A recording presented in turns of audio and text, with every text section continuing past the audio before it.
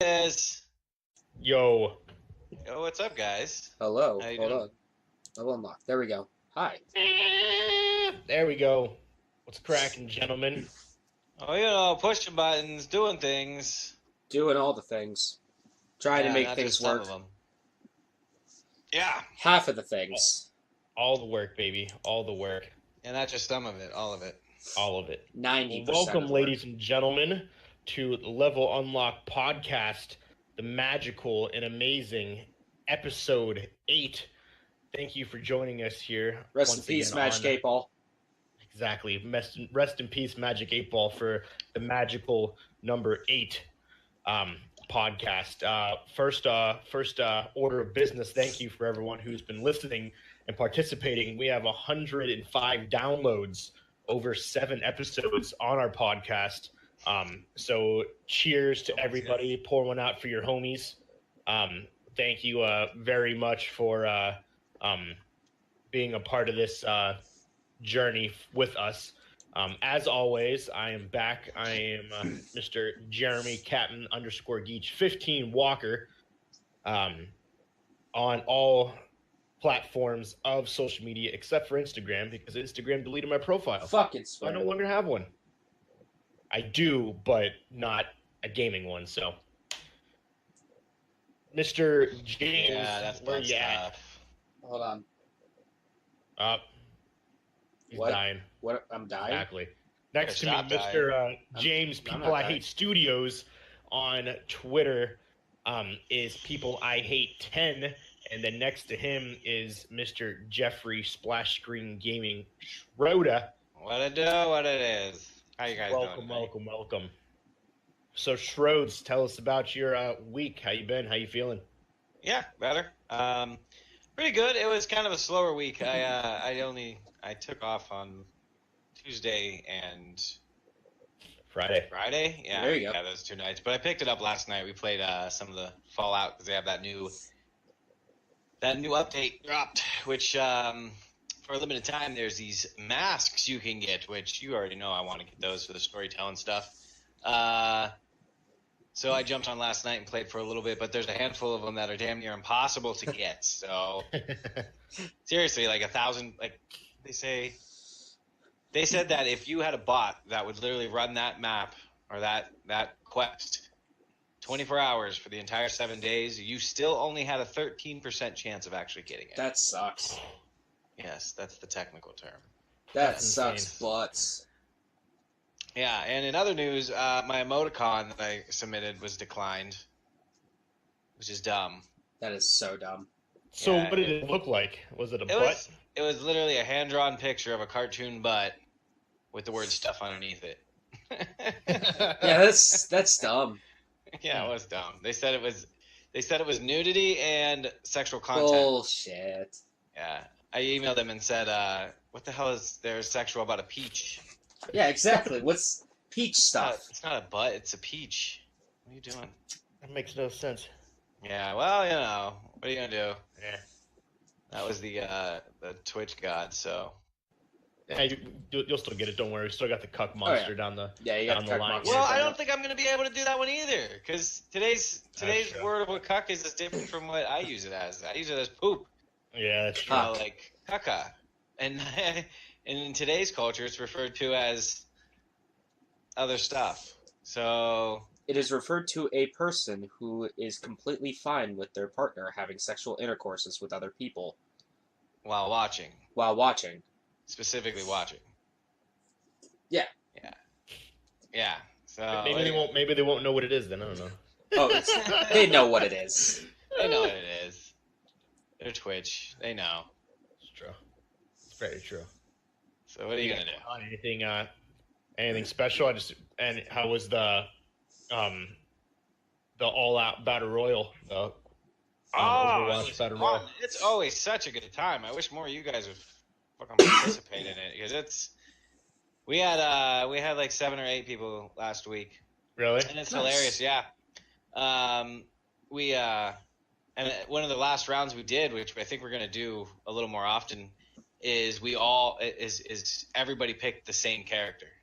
Oh, okay. Oh yeah. Yeah, Huh. so we all played as Ash, and it was actually freaking pretty damn fun. Like Ash That's Ketchum? awesome. No, Close. the character Ash. She's a chick that has a shotgun, and has a shotgun, knockback attack, and a big robot named Bob that comes out, and he has a big machine gun. Bob the robot. Yeah, go get him, Bob. Or whatever how she says. I am Bob the robot. Bob, go get him. Yeah. That's awesome. That's What it. about so what about you, James? How you been? How's the past week been? I know you kind of halted on streaming a little bit. Yeah, I was too busy thinking about what to do with Let's Plays. Very true. So, for those who don't know, who don't follow me on YouTube, smart move. But right now, me and my buddy Mitchell, we're doing Let's Plays of Yakuza 0, Kingdom Hearts 3, and then Resident Evil 4. We decided to say fuck Kingdom Hearts 3. We're done with it. 3.5 hours in, we're both just like, this isn't good. This isn't fun. Which is I'd rather do something like that, just end it prematurely and have no one enter, and like just end it prematurely early, so we're not just slugging along like 70 episodes in and everyone's just bored, no one's watching, the viewers aren't entertained, we're not entertaining because we're not having fun. So Okay. we decided on what we're going to play next, so that's really been my week. It's nothing interesting. I tried to watch some anime. Nothing really looked appealing. There's Just a one Sunday okay. week. There's one that I watched that fucking creeped me out. What? Here's my Oh, note. I got some stuff. Dude, I've been watching so much damn Netflix lately. Good. Yeah, I finished The Umbrella Academy. That was actually okay. What is that? It's kind of like, how on how the idea that child celebrities turn up all kind of broken and weird. Yeah. Well, imagine if Teen Titan had grown up and been traumatized and weird. That's So like interesting. Yeah. superheroes. Yeah, pretty much. And they all something happens that brings them all together, and they have to learn to get along while at the same time saving the world. Very It cliche. was okay. Yes, but on the highlight of that end though, freaking Kung Fu Hustle. Oh, that is a good movie. Netflix. That is a That's an fantastic amazing movie. That's One of my that's- favorite mockumentaries. Yes, mockumentaries. Yes, because all of that really happened at one point. Oh yeah. What else is there? Into the Badlands, season 3's on, which that's one of my favorites. What else did I catch? I don't know. Oh, Love, Death, and Robots. That one was pretty cool. So, handful of things there. Oh, so that's all I got. I'm sorry. Yeah. March Madness is going on. It is. That's Very pretty cool. much going on. Uh-oh. Walker disappeared. I'm still here. I know, but he disappeared off frame. Yep. The Fixing... anime that I watched was Nissan Monogatari. It's really weird. It's really weird. It makes me uncomfortable. It makes me super uncomfortable. I've been watching, obviously, still Dragon Ball Super, and I dude, this last episode's fucking hilarious. I was dying. It was. Well, I'm glad someone's getting enjoyment from that show. Oh, I was. Essentially, there's this Android 17, which in Dragon Ball Z, he was a bad guy, and he ended up turning good. Blah blah blah. So there's a segment, the episode that I watched. What the fuck is that? The episode that I watched, there's these 3 girls, these really pretty, attractive twins, and they go to transform. And so they do this dance, they do the song and everything. In the middle of the transformation, a giant blast comes in and blows them up. And they're like super pissed. And everyone's looking around like, what the hell was that? And Android 17 was, this is a battle royal, guys. Like, why is everyone standing around letting people transform? And so then the 3 girls come up and they start yelling at him. Like, how dare you, blah, blah, blah, blah, blah. And so they finally let them transform, and these 3 attractive girls transform into super fat blobs. Yep. It's so interesting. What's the name of it? It's Dragon Ball Super. Dragon Ball S. DBS. It's the next generation of Dragon Ball. No, it's not. It's going on No, now. it's not.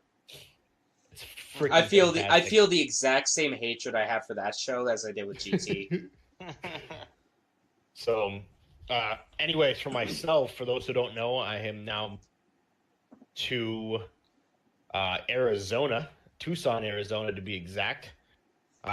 That's why I've been off the streaming for a fat minute, just because I haven't had internet. So, You moved. but I am back. I'm good to go. Traveling was nice. It was some beautiful sights, mountains galore. My backyard is essentially a mountain range. You almost got picked up by the Border Patrol. I did. On the way down, so we passed through El Paso on the way down, and El Paso actually goes directly along the border. From the highway, you're actually driving along the border, and you can see into Mexico. So it's pretty cool. So we stopped because I wanted to take pictures at the border wall. So I thought that was pretty cool.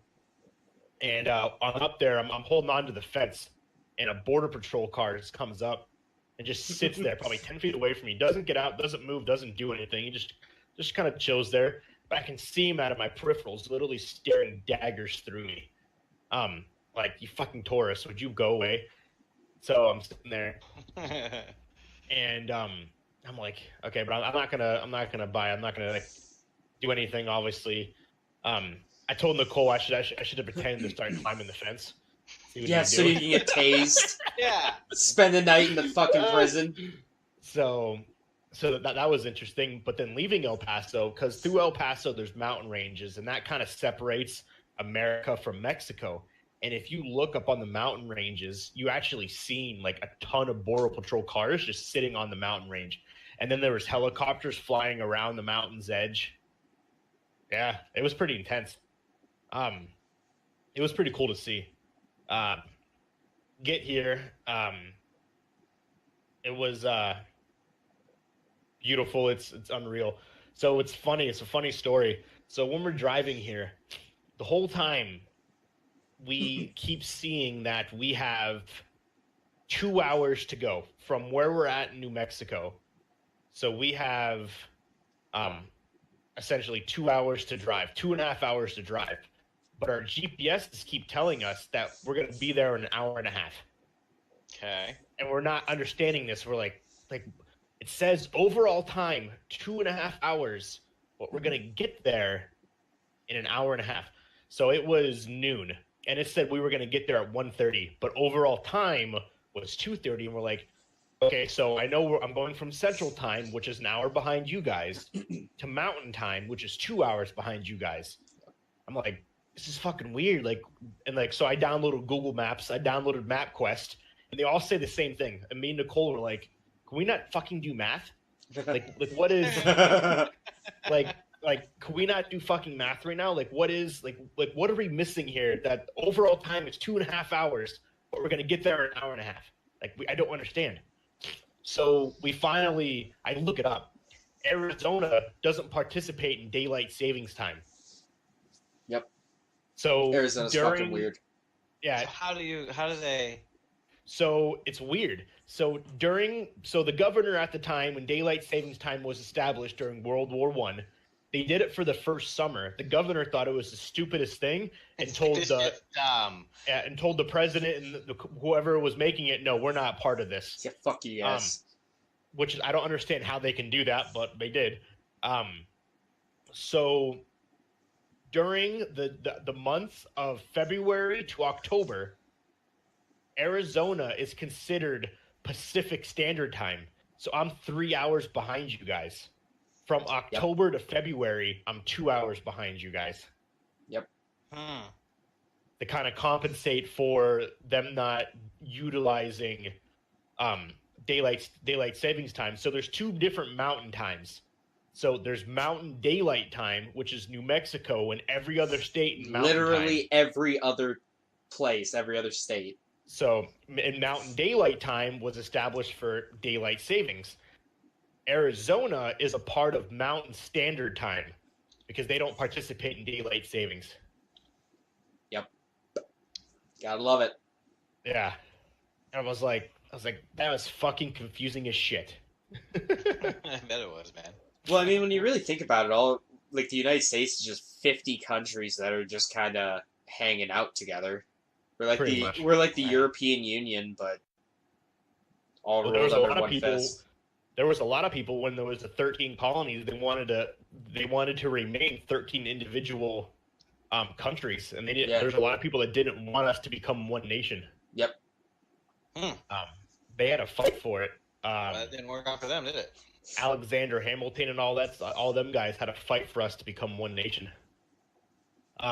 Another funny story. So we get here. I sent you guys the pictures of it. So there's kids outside of their apartment, chilling, playing video games. They're looking inside a window, and I'm like, okay, this is interesting. They got some gaming headsets on. They got a gaming controller, but they're outside. So I kind of slowly walk by their thing. They're playing Fortnite. I was like, what's up, guys? What are you guys doing? And they're like, oh, my mom told us to go play outside, so we brought our controller and chairs, and we're playing outside. The game system just happens to be inside, but she can't yell at us because we're outside playing video games. Yeah, but here's the thing, though.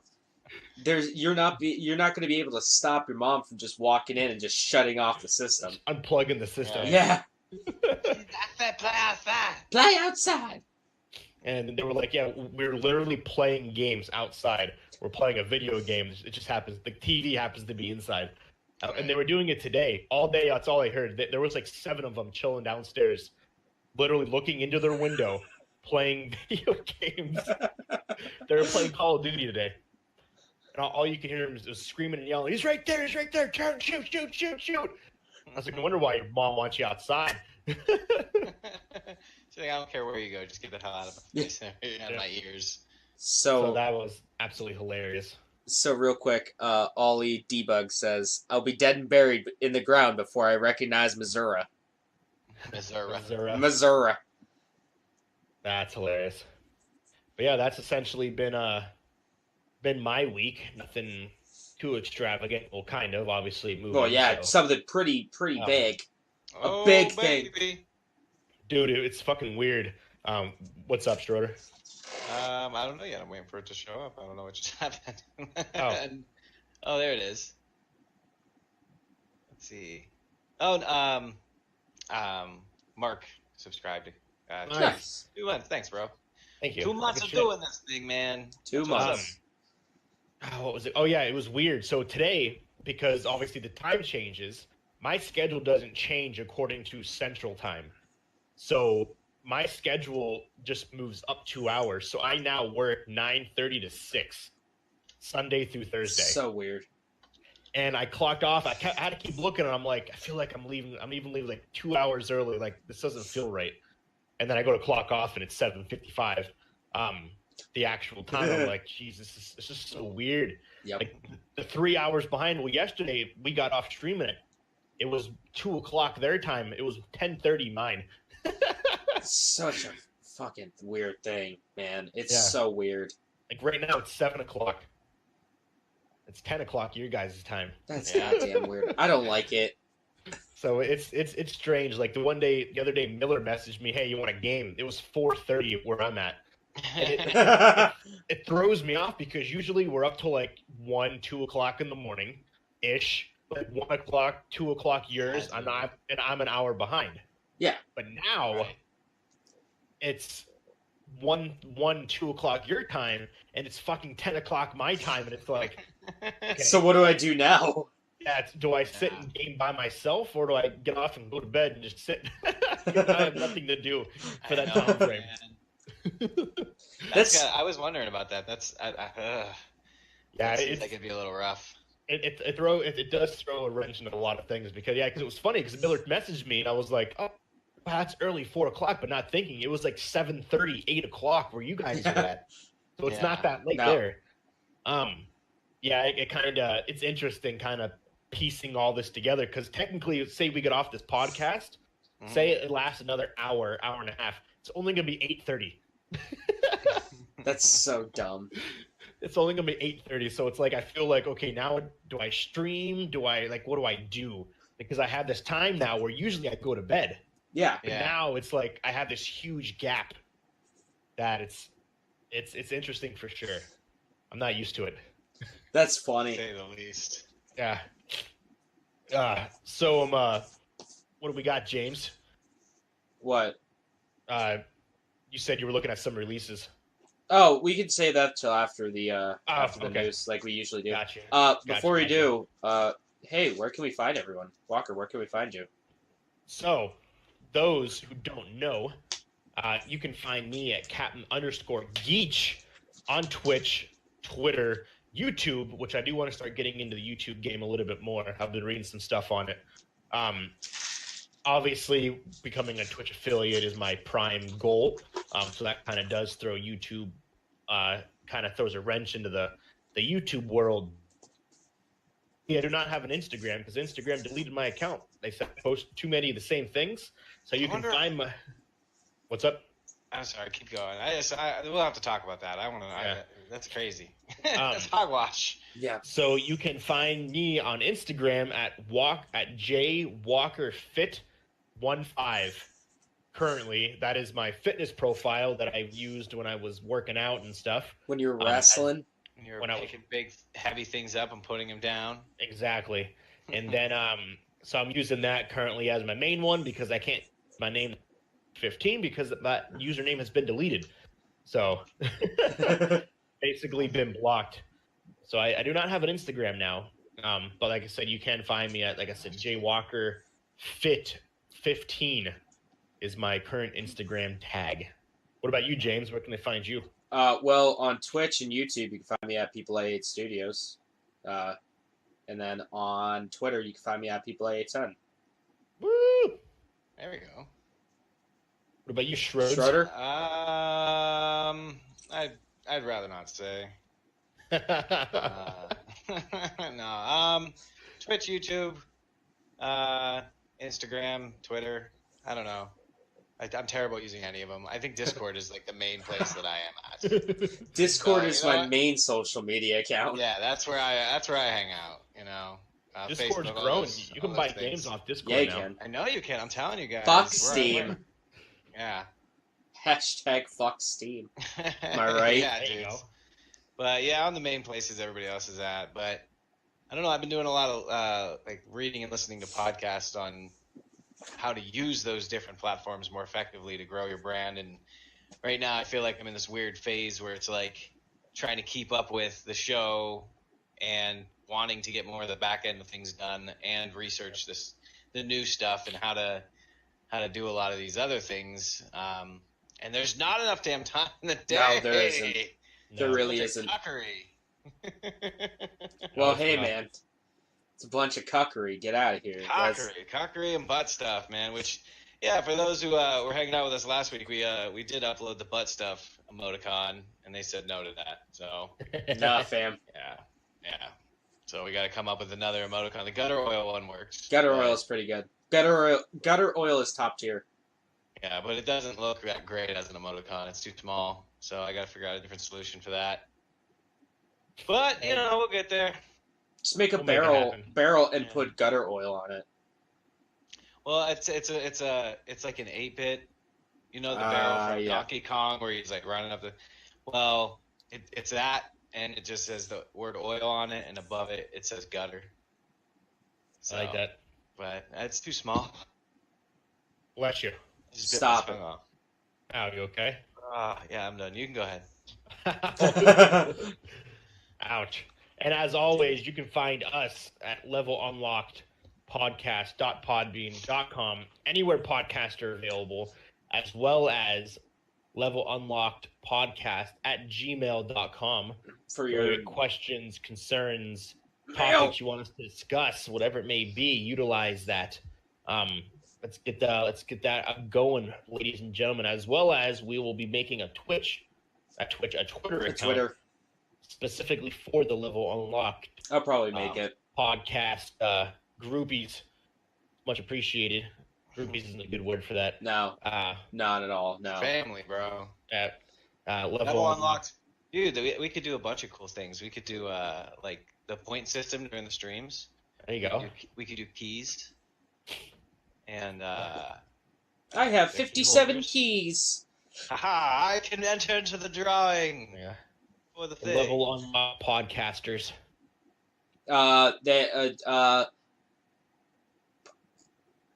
Yeah. Fuck. I had something in my head that would have been pretty cool. But yeah. Not that fake cool, that real cool. That little thing. We're Yeah. Anyways. our fans are locksmiths. Anyways. Anyways. Anywho. Any whomst. Any when. Any always. So we got news. We do got some. I didn't make it this week.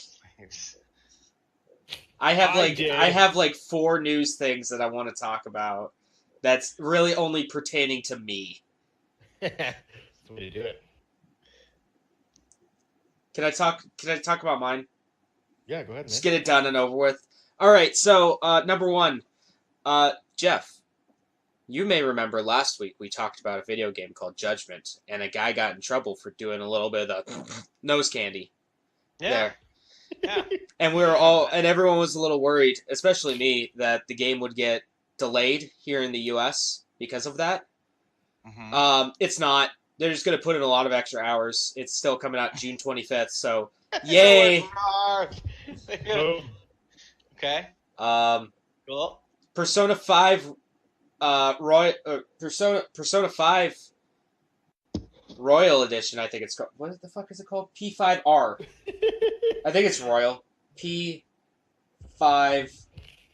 Royal. Yeah, Persona 5 Royal's coming out. That's a thing. Nice. I love Persona 5. Persona 5's fantastic. This time it's adding a new character. So, I like it. last time in Persona 4 Golden, it was kind of shit, but okay, that's cool. More Persona. I'll support them. What else? I wanted to talk about 2 other things. Shit. I should have wrote this down, but it was kind of like last second. I was like, I'm going to talk about these. Hey man, that's how we do it here. So did you guys see on Twitch this one guy did a complete Soulsborne run? He ran all the Demon Souls, all the Dark Souls, and Bloodborne without taking any damage. How? Just fucking incredibly. That's how. That's wild. That's the dumbest thing I've ever heard. It's so crazy. I can barely get through those games.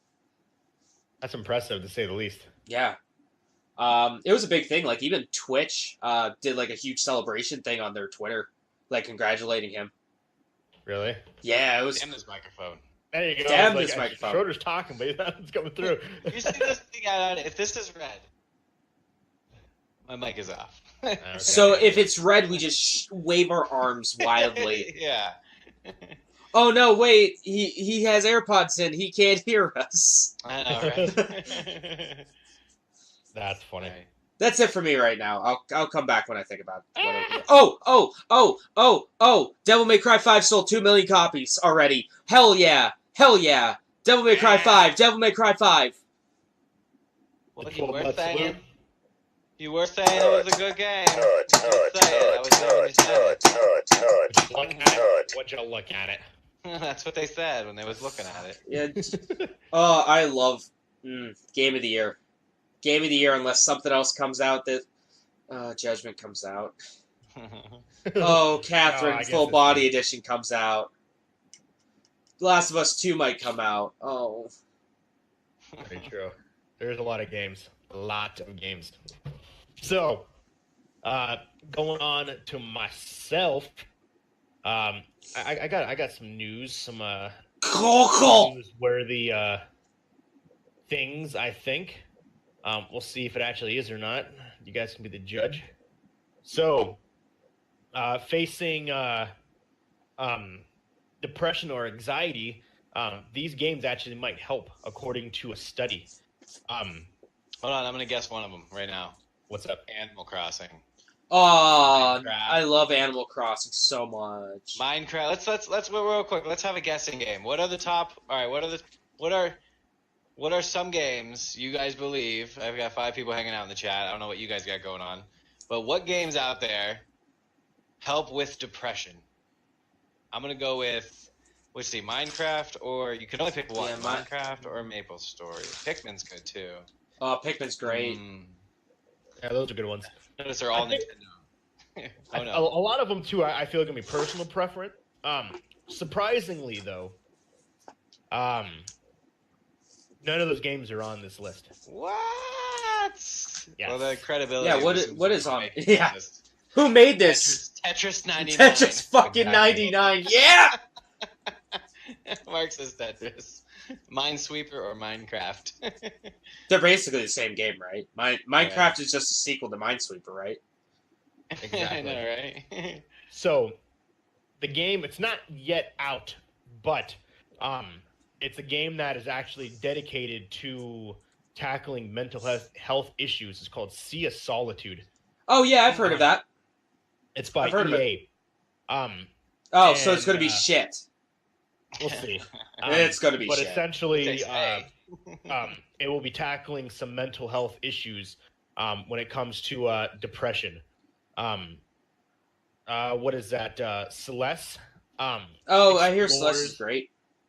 Explores depression and anxiety through a proto. Let me see over here. Maybe I lost my train of thought. Through a physical, basically, it helps manipulate your brain through physical and emotional obstacles. And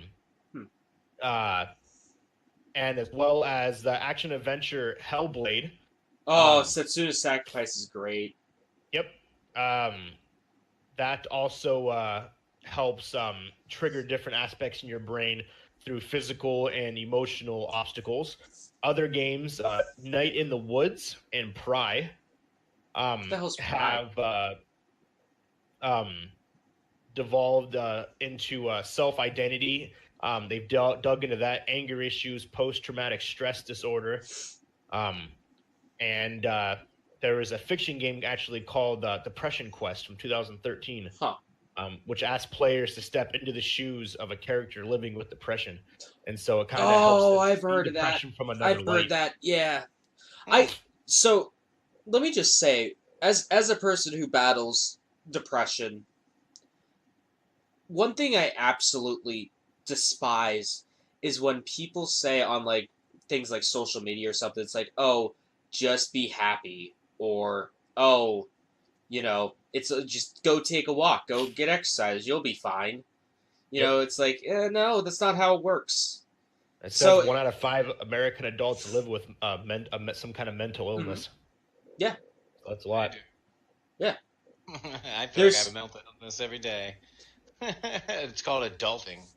That's my mental illness. But yeah, so those are key games that trigger different aspects of your brain to kind of help basically zen you, compared to like the Zombie, the Battlefield, things along those type of games. That these are different games that trigger different parts of your brain, which is kind of cool. Yeah, that is pretty rad. So next slate, I know, James, you're excited to talk about some Battle Royale stuff. Oh, fuck you me. You missed it last week. God fucking damn it. For those who didn't know, Apex finally released their Battle Pass. It's called Wild Frontier. It is available for $10. And the new character called Octane. Octane is a character with super speed. You inject yourself with adrenaline, and it helps you escape places super quick, as well as he places a jump pad. So if you need to get out of someplace really quick and your teammates can't run away, you throw down the jump pad and you jump away. The Battle Pass offers a variety of awards, skins, trackers, voices, coins, things along those lines. There is no challenges to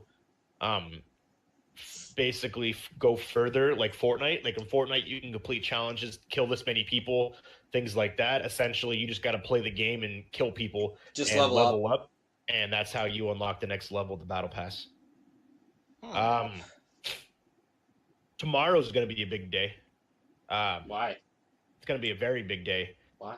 Reasoning being, Oh, three things are happening. Yeah, So, that's right. 1, there is an Apple announcement. 2, there is a Sony announcement. And 3, I got to find, Battlefield, Battlefield's update releases that unlocks their Battle Royale mode. So we got 2 big announcements tomorrow, is what Yes. you're saying. So Sony calling their... I call the PlayStation event for next week. Okay, that's fine. I call it dibs. So Sony is calling theirs the State of Play, which is essentially a rub from Nintendo Direct.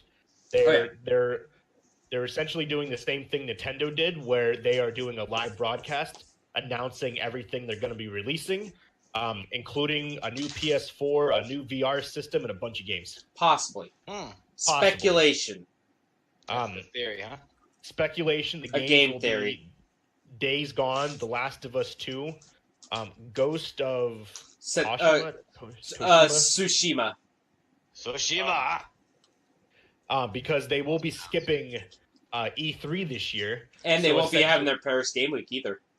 Exactly. So essentially, or PlayStation Experience. This is going to be their E3.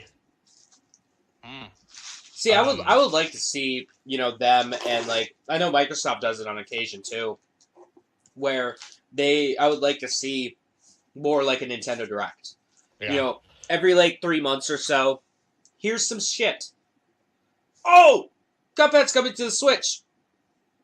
Nice. That is all.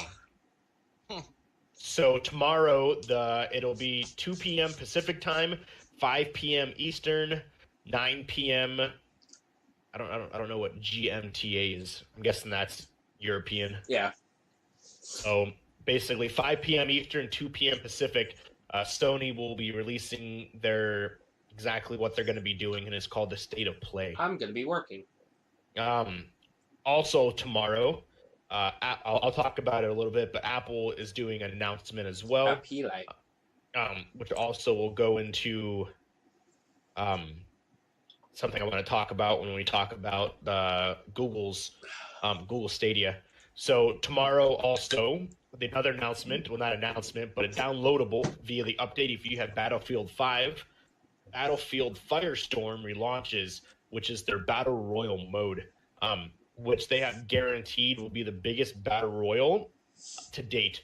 Well, how are they going to do that? It's 10 times bigger than any other Battle Royale map so far. The map's 10 times bigger. Okay, but are they going to have more players on it, though? Nope, it's 100. So it's going to be bigger, but it's going to be like Fortnite, where there's nothing to do for 90% of the fucking match. Let's hope there's going to be significantly more vehicles, from tanks to helicopters to boats, that I think will make it more reasonable to go around, as well as the buildings are destructible. So that is cool. You shoot a rocket at a building and the building explodes. You can drive a tank through a building, the building collapses like in real life. That is really cool. That's the one thing I was hoping for with this. That would be the one thing that would make this stand out. Yeah, so that's one of the biggest things, and it emphasizes everything that the vehicles, like I think I saw 15 different types of vehicles you can drive or fly, as well as you have special perks, just like how in multiplayer you can drop a supply drop on your own. Yeah.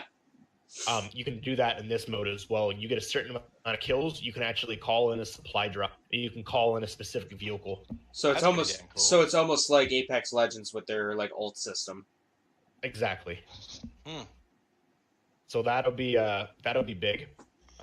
And the 26th is also going to be an interesting date, because Microsoft, once again, they are doing their version of Sony's and Nintendo Directs. They are having their own announcement. They are announcing all their indie games. It is called all 3 of them. Yeah, it's called the ID Pass. That essentially it's a quote unquote like Nintendo Direct that they're going to be doing a stream announcing some indie games. The latest Nintendo Direct featured was all on is called Nindies. So all their indie games.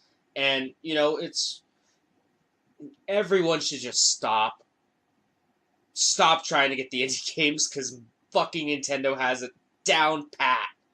Oh yeah. They got that shit on lock. So kind of going into the last topic here that I have is the Google Stadia. Actually, no, there is one more.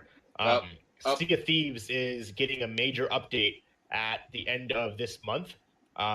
They are adding fishing into Sea of Thieves, along with other core features. So essentially, hold up, wait, whoa, what are they adding? Fishing. You can go fishing. You would think so. I mean, it is an ocean game after all. It's a fucking ocean game. They didn't have fishing? No, they didn't have fishing, but it's all four of you can be fishing at the same time now. Wow. So literally, you can just basically chill on your boat and go fishing. No, I don't know if my system would be able to handle all that though. So that's pretty interesting, to be honest. Yeah. Yeah. I could do that in Animal Crossing. You can. There's a lot that goes into it too. This is the biggest. I could do that in Monster Hunter. Update. This is the largest update that Sea of Thieves is having. They are adding new story modes as well as other features, gold, things along those lines. But fishing is a very large part of it. That you literally can just basically hang out and go fishing.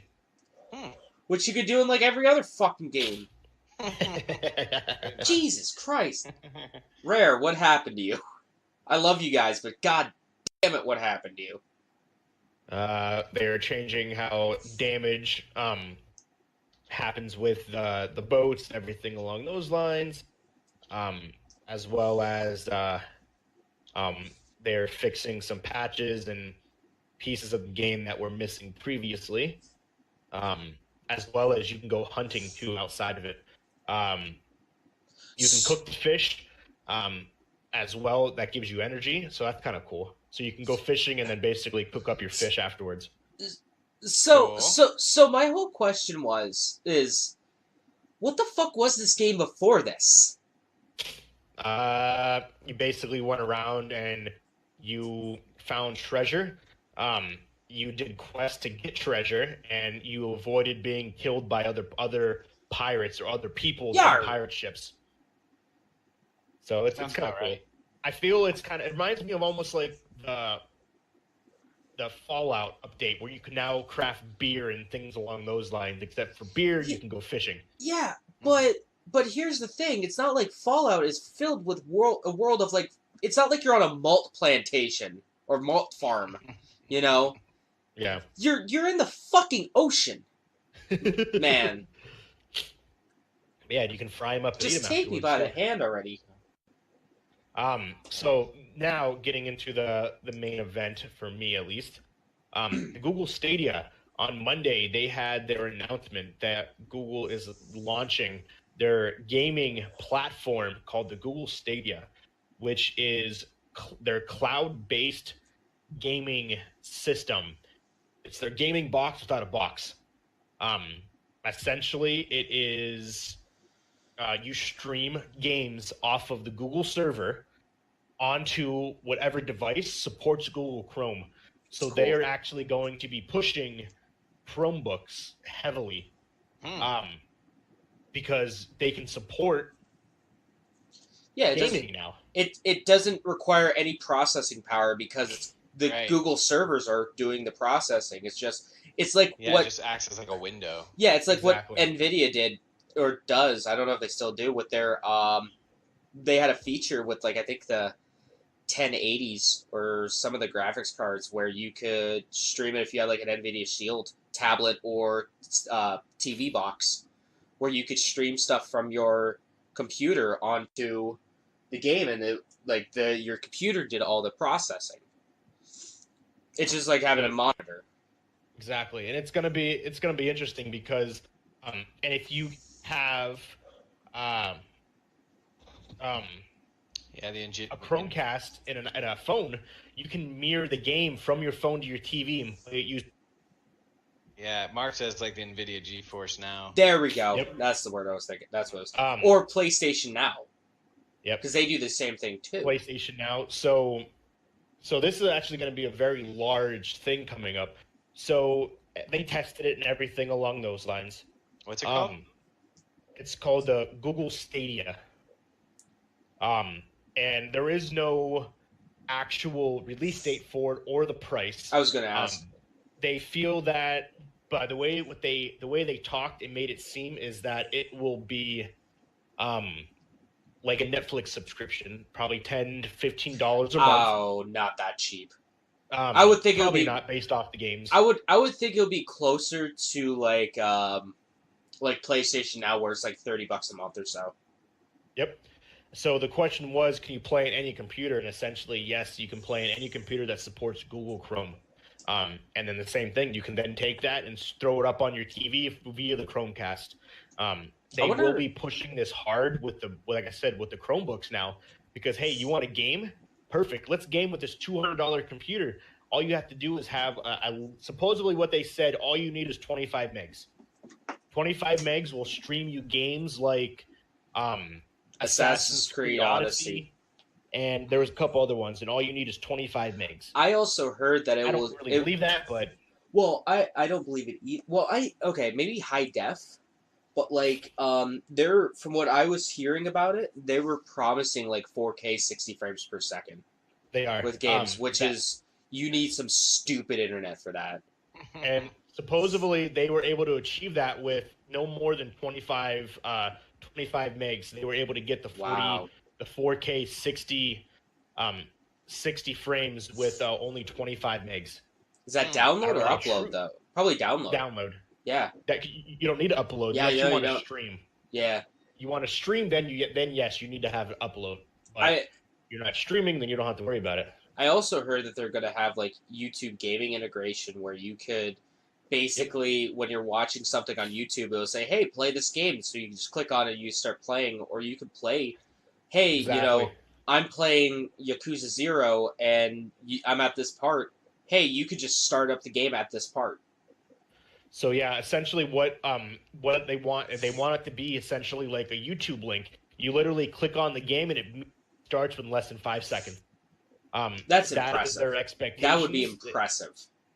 That is their expectation. Yeah, they could actually swing it. Is they want everything to be able to be clicked loaded within 5 seconds of you clicking on the game.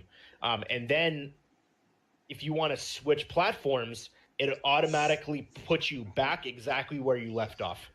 That's crazy. That would be crazy. So supposedly that's what they can do it. They have the ability, they have the technology, they have the server room to make that work. And the biggest thing next came was speed and data caps, which is a net neutrality nightmare. Is this thing? Net neutrality, whatever it's called. Neutrality. Yeah, not that it's really a thing anymore, but it still kind of is. So essentially, they're going off of the philosophy that all of the game systems, and this is the future of gaming, so that your caps, because no matter what you have, internet servers, you're going to do this on your cell phone with your quote unquote unlimited data. Yeah. After 21 gigs, your speed gets throttled. Dips. Because obviously, even though they say you have unlimited data, they want you to use 100 gigs because obviously that's not fair. So they throttle your speeds. Yeah. So they're going off the hopes and dreams that when YouTube and streaming became a thing, these cell phone companies, these internet companies raised the caps. And Google says that once this becomes a thing, because Sony's doing it, Microsoft's doing it, and there's a couple other companies I'll throw out here in a second that are also in development of doing it as well, that they're going to raise the caps, so that'll never be an issue. We'll see if it happens. I don't know. Show me the games, and they really didn't want to talk about it because obviously they can't say that Spectrum or Comcast is going to increase their their quote unquote cap. That's actually not like a thing. They don't talk about that stuff, but there is a cap to your internet usage. Yeah, I noticed. Because like even you guys have probably experienced it too. You're freaking hardwired in, and you still are getting like lags and freaking weird stuff that happens. Like I watch my video in audio connection in Discord, and it's like red all the time, and I'm like, why the hell is it red? I'm hardwired in. That doesn't make sense. So supposedly they're going. They said once all these companies start utilizing the cloud-based streaming, that it's essentially going to force the internet companies, the phone companies, to increase their caps. Multiplayer obviously is a thing. You'll be able to do split screen and all that fun stuff, just like you would now. Yeah, I hear they're doing like they want to do like couch co-op. They do a lot of couch co-op stuff. That would be cool. I'm down for that. That'd be pretty cool. And we saw 2 weeks ago the controller. Yeah, we did. So for game wise, Ubisoft and EA is already on board, and they are in talks with other companies to obviously establish their games, because essentially what they want is they want to get with EA. Hey, I want to stream Call of Duty, and they have to give then Google the rights, and then Google will stream Call of Duty for you, and you don't have to physically buy the game. You just pay the monthly subscription. So that'll be interesting. Yeah, just like Netflix. Exactly. Pretty much Netflix of gaming. Exactly, and that's essentially what they're shooting for. What else here? No, you're good. Let me go through here. I'm still here, but so the other companies that are also in the works, as we know, Amazon. They've been working on that for a while. Amazon is in the works of their own subscription to start their own platform to compete, obviously, against Google. Apple is, and this is what probably part of their conference will be tomorrow, is Apple will be introducing their gaming platform. Their gaming platform is different, though. Essentially, their motto is think different. Exactly. It's not going to be geared towards the big games. It's going to be geared towards the apps on your phone that you have to pay for. Instead of paying for them individually, you pay a monthly subscription, and then you get all the paid-for apps for free.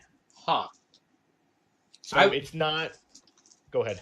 I really want to know how that's going to affect the developers of those apps, because it's different. So they're partnering with... Supposedly, they're partnering with all the developers, and they will get paid based on downloads. Okay. So you pay this monthly subscription to Apple, and then Apple then deviates the proceeds to the games based on how many times it's downloaded. So if you have the number one most downloaded game in this paid subscription, you get the most money. You literally have one download. You're basically not getting anything. So that is probably one of the keynotes that Apple will be launching tomorrow, is their gaming platform. Another company just announced that they are in the works of trying to start their own gaming platform. They initially wanted to start their own Netflix of sorts, but stopped in January to put their efforts elsewhere. And their efforts elsewhere are to start their own streaming platform, to compete with Amazon, to compete with Google. And that happens to be the largest retailer in the world, Walmart. Emirates' Apple's thing was used to be think different. Now it's everyone think exactly the same and put all your money.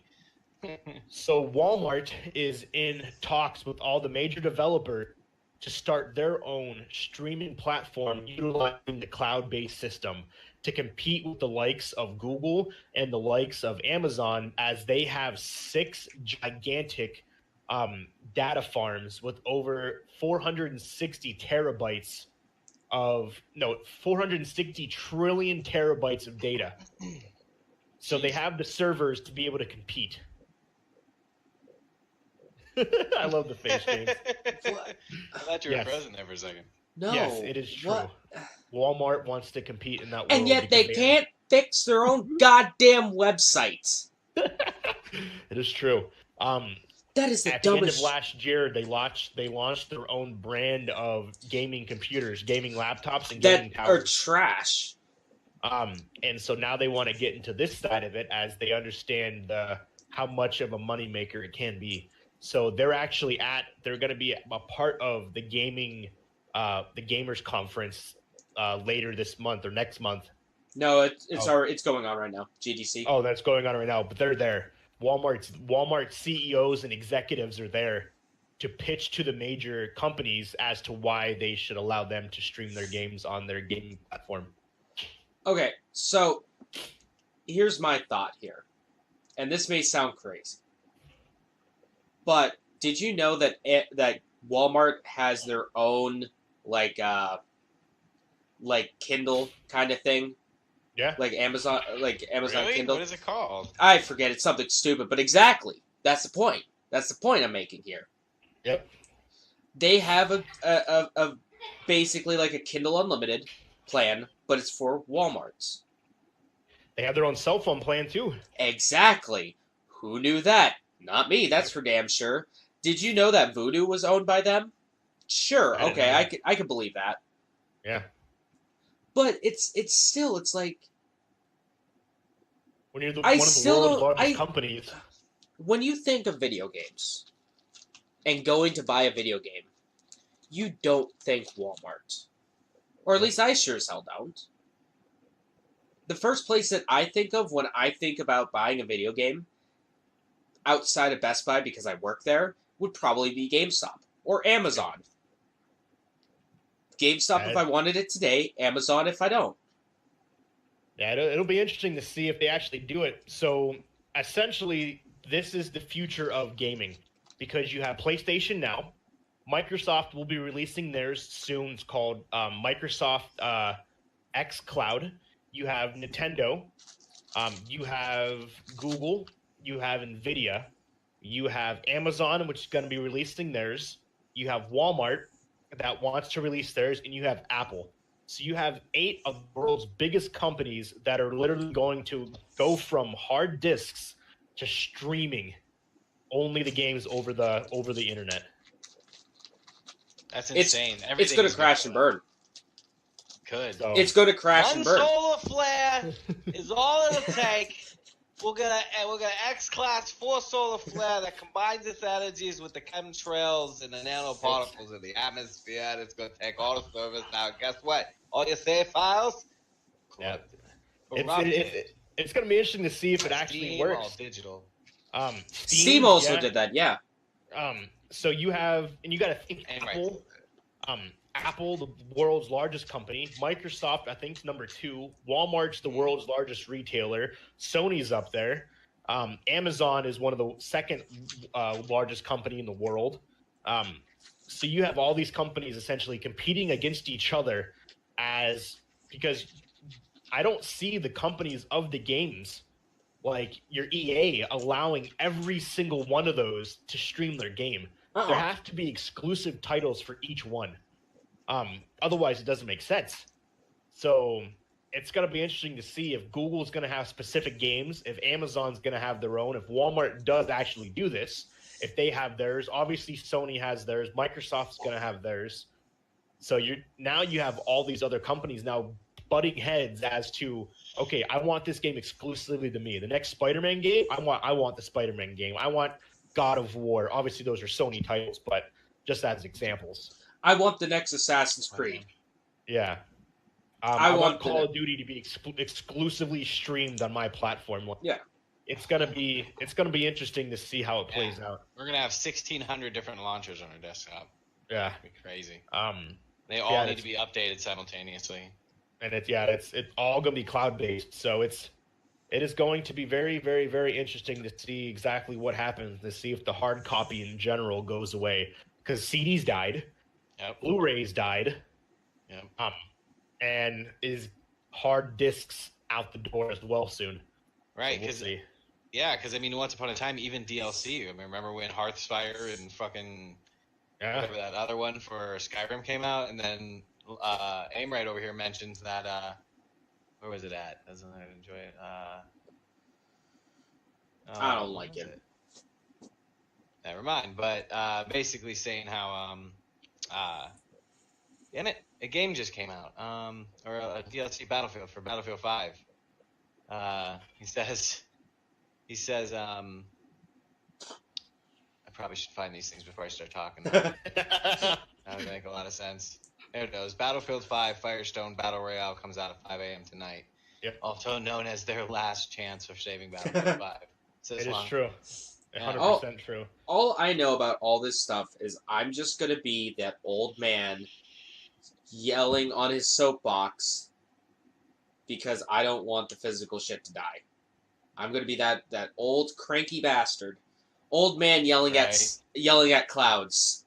Looking over there, looking around for bootleg steel books. Yeah, exactly. I don't know. It's going to be interesting to see if it actually does die out because, like I said, you have all these companies now that they want to go to the cloud-based servers.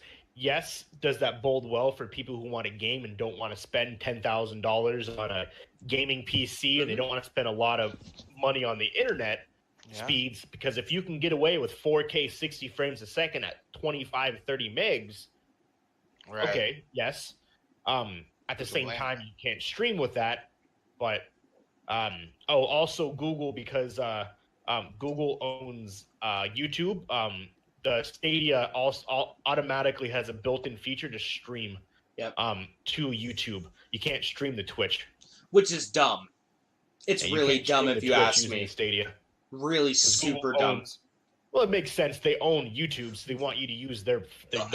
Of course. But here's the thing: like even YouTube knows it. That YouTube gaming is nowhere near as popular as Twitch. Oh, no, not at all. Nowhere near as popular. If you want this shit to succeed, you need to get it into the hands of, like, Twitch people. Like, Twitch affiliates. Yeah, I mean, it's this. I was actually just watching a whole bunch of stuff on this over the last, like, week or so. And that's, like, how do you branch out and use those other resources most effectively? Because the value, you are absolutely correct, the value of Twitch is, we talked about this a little last week, the value of Twitch isn't really shareable. You know, the idea that if you're on YouTube, think about an average hour and a half you spend on YouTube, which is all cloud-based videos. I mean, playing into this cloud-based concept. Oh yeah, I know, right? That's just hour and a half. That's it. What? That's just circling the two. I've watched videos that were an hour and a half by themselves. Yeah. Yep. And then that, you know, so you're circling around the rabbit hole at an hour and a half. You haven't even dipped into it yet, But if you think about it just as a simple thing, you know, say an hour and a half, 2 hours, you're on YouTube. How many souls do you believe you cross paths with? You know, I know in an hour and a half, I would most likely watch, 10, 15 videos probably. Sometimes, like you said, occasionally you'll run that really long one that sucks you in. But on YouTube, you cross paths with so many different people, so it's a really good method upon which to get discovered. Where on Twitch, it's kind of hard to share your content. Like, first off, kind of landlocked. Yeah, you are. That's a great expression for it. Landlocked. That's great. And that's the other thing too, is they both have their places. Because I don't know about you, but I don't ever really go to YouTube and look for an hour and a half long stream to watch, especially one that's been recorded already. Who watches? I don't know many people personally that watch. Okay, so you go back and you watch other people's streams? I do. I do. Like when I miss it, yeah. Like Okay, I have a few streamers that I watch. Yeah, and that's how would you say more than on one hand? Can you count those? Like the 5 people you actually go to YouTube to rewatch their streams? And I will say it's a rarity too. Like 6 people, yes, will do that. Probably about 6. I would say I agree with you, Schroeder. Very large people don't do that. Some people do. Don't get me wrong, but there is, I would say, a majority that don't do that. Right. So when you're on now, say you take that same hour and a half, 2 hours on Twitch, and you're perusing, I can find somebody that I'll put on the background while I'm doing stuff, or even sit and watch. I'll find somebody that I'll put on for the next 2 hours in the first 20 minutes. Yeah. You know what I mean? And then boom, that's it. So I was listening to a podcaster, and she was talking about how these people that are streaming 6-7 days a week and getting all burnt out all crazy, and their growth is kind of not happening the way they're hoping for it to. They're like, well, take a couple days off. Why don't you think about moving down to 3-4 days a week, and then use those extra days to reach out and branch out on those other platforms. How each social media has its own kind of thing and like example, and this again is all playing into social media, or not social media, but cloud-based ideas, because like you said with the Kindle, and now I didn't even know freaking Walmart had one. Yep.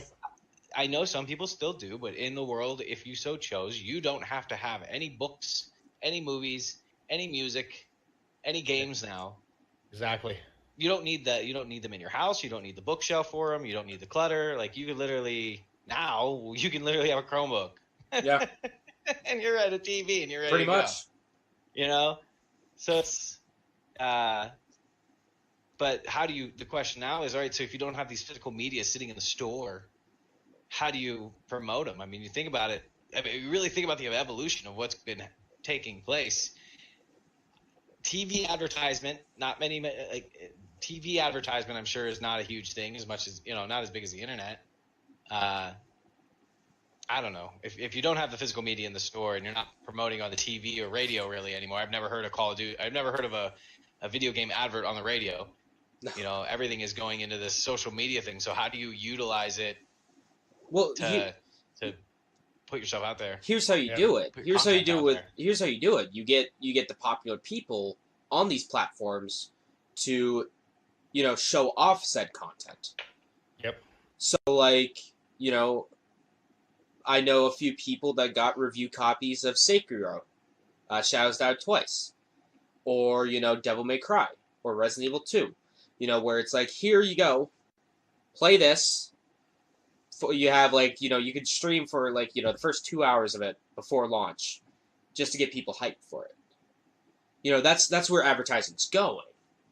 And I don't think I've ever listened to a single podcast that doesn't have any kind of advertisements in it. Agreed. Except for ours. Yeah. Well, I don't listen to our podcast, so. That's true. I don't need to listen to it. We're going to be featured here soon. I'm waiting for her to respond back to me to see when we can be featured. So. Yeah. Well, I need to make that Twitter account. I'll do that after this. But yeah, so that's, the future is changing, and it's changing fast. It is. If you guys are wondering, I did get off stream because it was super laggy. But I am recording this though. But I am no longer streaming it, as I was streaming at 61 drop frames a second. Oof. At 30 megabits a second, because my internet is complete trash, and it's going to force me to go to the 1 gig. Why don't you host either people? I hate yeah, you should. You should host. You should host like me. Good point. Got it. I will do that really quick. Also, too, I forgot to notate. I didn't know that there was a World Video Game Hall of Fame. Yeah. And it holds the likes of Tetris, Pac-Man, Grand Theft Auto 3, Tomb Raider, Final Fantasy 7, and more. And currently in the running, the voting ends. If you actually Google this, World Video Game Hall of Fame, you can actually vote for the top 3 games. And this year's running for the Hall of Fame is Candy Crush, Centipede, Colossal Cave Adventure, Dance Dance Revolution, Half-Life, Microsoft Windows Solitaire Original, Mortal Kombat the Original, Myst, NBA 2K Series, Sid Meier's Civilization. Sid Meier's. Sid Meier's. The Super Mario Kart, and Super Smash Brothers Melee. Melee, Civ, and then Centipede. I can't believe Myst is in there. That's crazy. Yeah, Myst is great though. 3 of those games, it'll be announced May 2nd. 3 of those games will be entering World Video Game Hall of Fame. Grand Theft Auto. Yeah, Grand Theft Auto 3 the games that are already in there. Grand Theft Auto 3 should have been in there. I think the original Super Mario Bros. Is in there. Yeah, Well. I didn't realize that was a thing. I was like, there's a freaking old video game Yeah. Hall of Fame. So speaking of old games, two real incredible discoveries happened in the span of like a few days this week. There's a game called UWF. It's like Universal Wrestling Federation. It was a game on the NES that never came out. That was what the WCW was originally called. And nobody knew it existed until one person bought from a guy who worked for Nintendo, because it was coming out on the NES back in like '89. Okay. He bought a prototype cart for it. And nobody knew it even existed. And that same guy, a few days later, ended up buying a Nintendo World Championships, I think, Gray Kart, which is something you don't hear of every day happening. No, not at all. It's like, holy shit. Everything's happening. It's the same fucking guy. That's awesome. But yeah, that you can vote now. The voting ends the 29th, so I'm assuming that's the Saturday. No, this Friday. No, yeah, this Friday. Voting ends for the next class Hall of Fame. That's crazy. Candy Crush. That's not even that old. I know. It surprised me that that's there though. It's such a. Oh no, that was at one point the largest game in history, the most downloaded game in history in the whole world. I think it still is. Technically, I think Candy Crush. Candy Crush go fuck itself. Right in the bomb. I think it's gonna be Super Smash Bros. Melee. Oh yeah. Super Mario Kart. And I have to say it's gonna be Mortal Kombat or Candy Crush. I would say Melee, Civilization, and Centipede. I think those are more influential. You can go to any game place right now that still sells Melee, and it's the lowest price you will find Super Smash Bros. Melee is like $70. Oh, let me take a quick gander on eBay. That game is a gem. That game is fantastic. Worth so much money. It's the second best Smash Bros. Game. Oh yeah. Yeah, that game it's super rare and it's so expensive and it's not even that old. I have it. It is, but it's not at the same time. Disc only $50 on eBay. That's insane. That's so crazy to think about. $50. Someone's selling it. Oh, this bidding. Never mind. 55 for complete with manual. Okay, so I like the 50s. I missed it. What game is this? Melee. Super Smash Brothers Melee. Aye. Yeah, you can find it. Super Smash Brothers. Yeah, I was gonna say, what game in that collection do you think has been the most influential in the future evolution of games from whence it came? The one in the Hall of Fame games, the one that are in there? Yeah. Well, Candy Crush was, I think, the start of games on your phone. Like, that game just No, I would say over everything. No. I would say Angry Birds was more influential than Candy Crush. Flappy Birds. That was the guy got death threats because everyone was pissed. Well, no, Angry Birds. No. Remember the game Flappy Birds? Well, yeah, I remember Flappy Birds. I was able to download that on my Galaxy S4. Dude, I remember when people were selling those the things for like that, like they sold their phone. Yeah, for so much money, man. Because it was only available for like a week, and then the guy deleted it because he got death threats because it was too hard. No, he got He got death threats because he took it off the Play Store. People loved it so much that it was he felt like it was ruining people's lives, so he took it down. Wasn't he getting like not only death threats, but he was also getting like people were going to his house? Mm-hmm. Yeah, that's what I thought. Like people were like knocking on his door and shit. Yeah. Which is fucked up. Yeah, that's insane. Yeah, Angry Birds is up there. In terms of the revolution, I don't know. It's hard. Mortal Kombat obviously is an instant classic. Mortal Kombat is infamous. Yeah. I wouldn't Dance Resolution. That was. I had that. I had one of the thicker mats. I had the Mario one at one point. I had the one that had like the thicker mat that was about like 1.5 inches thick, not just like the flat piece of paper. Hmm. So that was kind of cool. So, I love Dance Dance Revolution. what Yeah, games? Dance Dance Revolution was the man. I had a lot of fun with that one.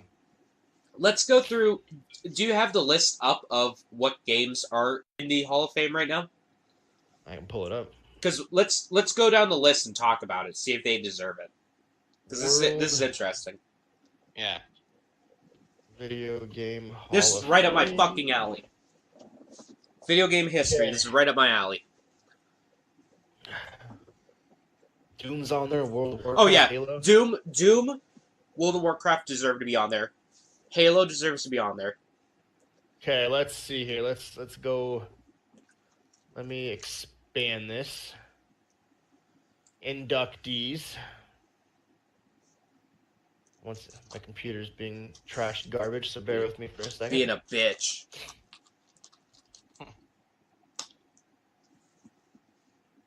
Okay, so let's start at the beginning. Okay. So the original arcade Donkey Kong. Yeah, that definitely belongs there. Ew, another subscriber. Thanks, Nice. bro. Super help. Super awesome. Yeah, the original arcade version of Donkey Kong. That's on there. That deserves it. Yeah, that one's deserving. Yeah. The original Doom. Okay. Yep. That was, I would say Wolfenstein 3D more than Doom, but that's personal preference. I'm trying to figure out. Okay, yeah, this is the one with like the 100 health. 100. Okay, I know which one this is. Final Fantasy VII, which that 100% deserves to be on there because that was revolutionary on its own in terms of graphics. I know James doesn't agree, but it is. Graphics and storytelling. Yeah. Heavy air Grand quotes. Theft Auto 3. Oh yeah. That was innovative in its That- own right. Oh, okay. So, even though Driver 2 and did it first, and there were other games that were open world, sandbox action adventure games. Driver? I remember that game. Yeah. So it was GTA 3 almost perfected it at the time. So it's I don't know. I don't remember a cheat code that would allow your vehicle to turn into basically a tank. Yeah. Well, all of the rest of the physics were exactly the Yep. same. You would drive through trap. I'd have to say I laughed so hard playing that game as a kid, turning on that mode, and you'd go fucking flying down the road at Yep. 1 million miles Yep. an hour, and all the other cars you hit would like fling off. Oh man, Yep. so funny. Good stuff. Those are good old fashioned lulls right those there. are the good old days. Yeah. But as you were saying though, how other games that have done it, but they mastered it, right? Yeah. Let me tell you, there's one thing Rockstar does good, and that is both ping pong games and open world action adventures. Can you hear I think Walker? you're right. Yeah. I think you're right, man. What's that? Everything's so quiet. So is Walker talking? Because I can't hear him at all. Oh, yeah, that would make a lot of sense. My headset That's why. Yeah, that's why. So that makes perfect sense. I saw you talking. I was like, what the fuck is going on? San Andreas or Grand Theft Auto 3? Grand Theft Auto 3. Not even Really? thinking. Grand Theft Auto 3. Dude, I remember San Andreas, Yeah. up, down, whatever the code Up, was. up, down, down, left, right, R1, or up, down. Fuck, I used to have those all memorized. I don't remember what it is, but yeah, that's insane. That's how much of a nerd I am. Halo Combat Evolved Yes. for the Xbox. Yes. That showed that first-person shooters could be good on consoles. That was the original. John Madden Football, the original Madden. For sure. the Nintendo. I'm more of, I think, NBA Jam, but, Is this for the Nintendo? Sega Genesis and Mega Drive. Genesis, what Nintendo Genesis is. The Legend of Zelda. Oh, gimme right there. Anything Shigeru Miyamoto did. The Legend of Zelda, obviously. That's The original Oregon Trail. Yep. Yeah. I never fucking got That seems leukemia or fucking dysentery. Never got fucking drowned or bit by a snake faster in my life. Yep. It made learning fun. It did. Dude, I fucking used to love those games. I think that'd be amazing. Oh yeah. Fucking the river is raging. Are you sure you want to cross? Fuck yeah, I do. Fuck yeah. There was an old game that I do what I want. It was on, I think, like an old flip phone of mine.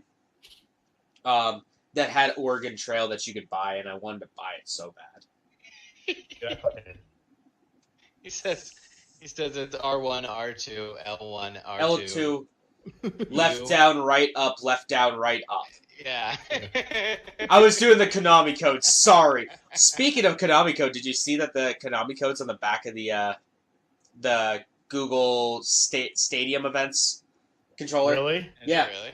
Apparently, That's awesome. from what I heard. Yeah, I used to love. I stole an Oregon Trail disc from school once. I was super excited. Came home and got to play it all day. Oh, that was amazing. Got to search for snakes and. You stole something from school and enjoyed it the entire day. I did. That's weird. That's so fucking weird. It doesn't happen too often, man. Yeah, I love the Oregon Trail games. The original Pac-Man. Okay. Yep. I'm surprised that's not already in there. These are ones that are already in there. Oh, okay. Yeah, these ones are already in the thing. Weird. Don't really know why this particular. Well, I understand why, but Pokemon Red and Green. Yep. But not.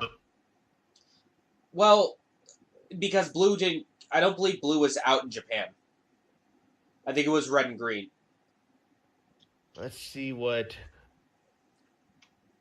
the reasoning being for this is. First established the original pair. Yeah, was Pocket Monsters Aka, aka which means red. Baka. That's something different. It was different. red and green. Red and blue was not a thing until it came to America. Mm-hmm. Huh. I knew there was a green version, but I didn't realize that. Oh, that's kind of cool. It's finally paying off. All that video game Pokemon, knowledge finally paying off. The original arcade Pong. Okay, with it being the first successful video game, I can dig it. The original Sims. Okay. All right. Yeah, I can dig that. That was. I spent a lot of time in the Sims. Oh, I did. Did you know the Sims used to be? Here's a stupid fun fact. The Sims used to be just a game where you built houses for these people. I can see that. And then the creator Will Wright was like, "Nah, man, this is kind of more. It's more interesting with the characters. The characters were more interesting." I don't remember if I played. I don't know if I played 1 or 2 more. I didn't really play much of 3. 4 is what you played, Schroeder, right? You have a whole entire world. That's what I thought. I play that one. Every once in a while, I get on a stint where I play that game for like. That's. Hey, you showed me your fucking world of it. Yeah, that's exactly how I am. I would go months without playing it. Yeah, every once in a while, I'll download completely inappropriate mods and do terrible things to your body while I beach. You know, that's kind of. My mom stopped actually banned me from playing The Sims for a while, purposely for the sole fact that I made him have sex. Like, what is this woohoo nonsense? The covers are moving; they're shaking all around. What the hell? So I used to have to sneak playing the original Sims because I purposely made them do inappropriate things. Made them have the whoopee. Exactly. The damn whoopee. The original Sonic the Hedgehog. Rolling around at the speed of sound. Yeah. Space Invaders, the original Space Invaders. Is it the arcade version? Okay. I can see that. Let's see, we got here. Yes, the original arcade version of Space Invaders. And then the Atari 2600. And then Space War. Oh, okay. I'm familiar with Space War.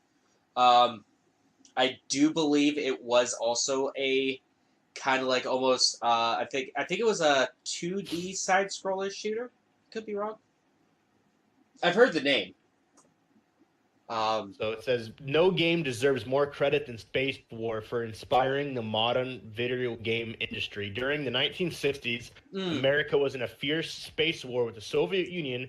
Computers helped scientists figure out how to boost real-life rockets in the orbit. So perhaps it's not surprising that the computers also became the means for the game.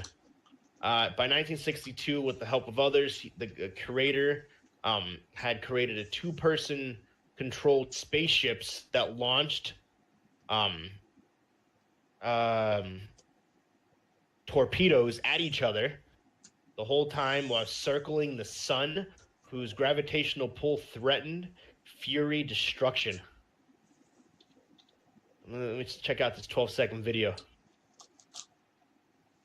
So essentially, your little dots that you have to maneuver and turn, and little tiny like torpedoes you have to fire at each other.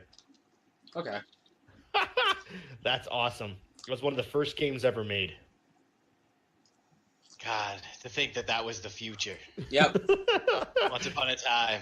I'll never. War is what it's called if you guys want to look it up. I'll never forget when I was younger. Yeah. Back Space in like War.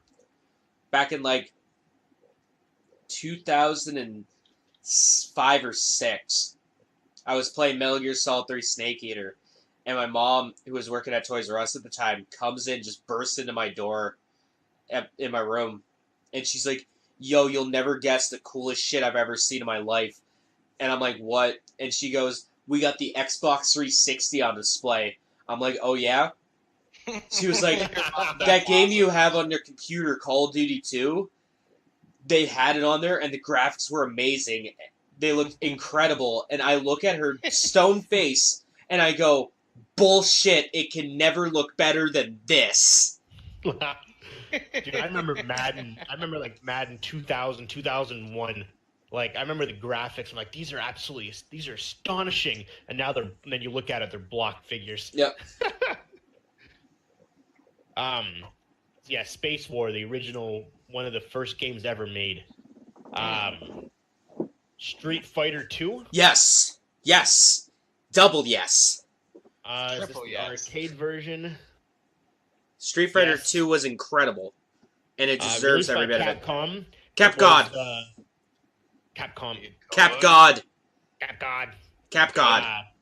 And it paved the way for Mortal Kombat, Virtual Fighters, Tekken, Super Smash, and other fighting games. It made it so that was a game that changed the industry. Yeah, I feel there were fighting games before, like the original Street Fighter, but none of them had combos like Street Fighter 2 did, or button combinations. Dude, that's what made it. People play the arcade version of that, like tapping that. I'm like, holy fuck. Yeah, high level Street Fighter 2 players is a fucking just ballet. Yeah, that is thing. People still play that heavily today. Street Fighter 2. Oh yeah, Street Fighter 2, in my opinion, is the best Street Fighter. Super Mario Bros, the original Mario. Yep. That's a gimme. One of the most sold games of all time. My eyeball. I love it. The original Tetris. Okay, yep. Owned by the USSR for a while. Yep. The original Tomb Raider. That game was that game was innovative. You had the actual first person walking around, climbing, shooting. Yep. That game was hard as shit. It was the first real third person action adventure. Dude, it was just a pain in the ass to get out of the first fucking level when you're stuck in a cave. Yeah, that damn bear. Yeah. Oh my god, that was ridiculous. And all the controversy because her sex appeal and her huge ass boobs that they gave her and short shorts. Hey man, did you know you can enter in a code to make her nude? Yeah, there is. That fake nude, that new nude. Oh, I was super excited when I figured that shit out. Oh my god, my 7-year-old self was. You felt feelings you never thought you'd ever feel. He's sure playing that titties. game a whole lot. Some pixelated boobies. Yeah, that game was fun. And last but not least, the original World of Warcraft. Yep. Oh man. That made MMOs cool. It did.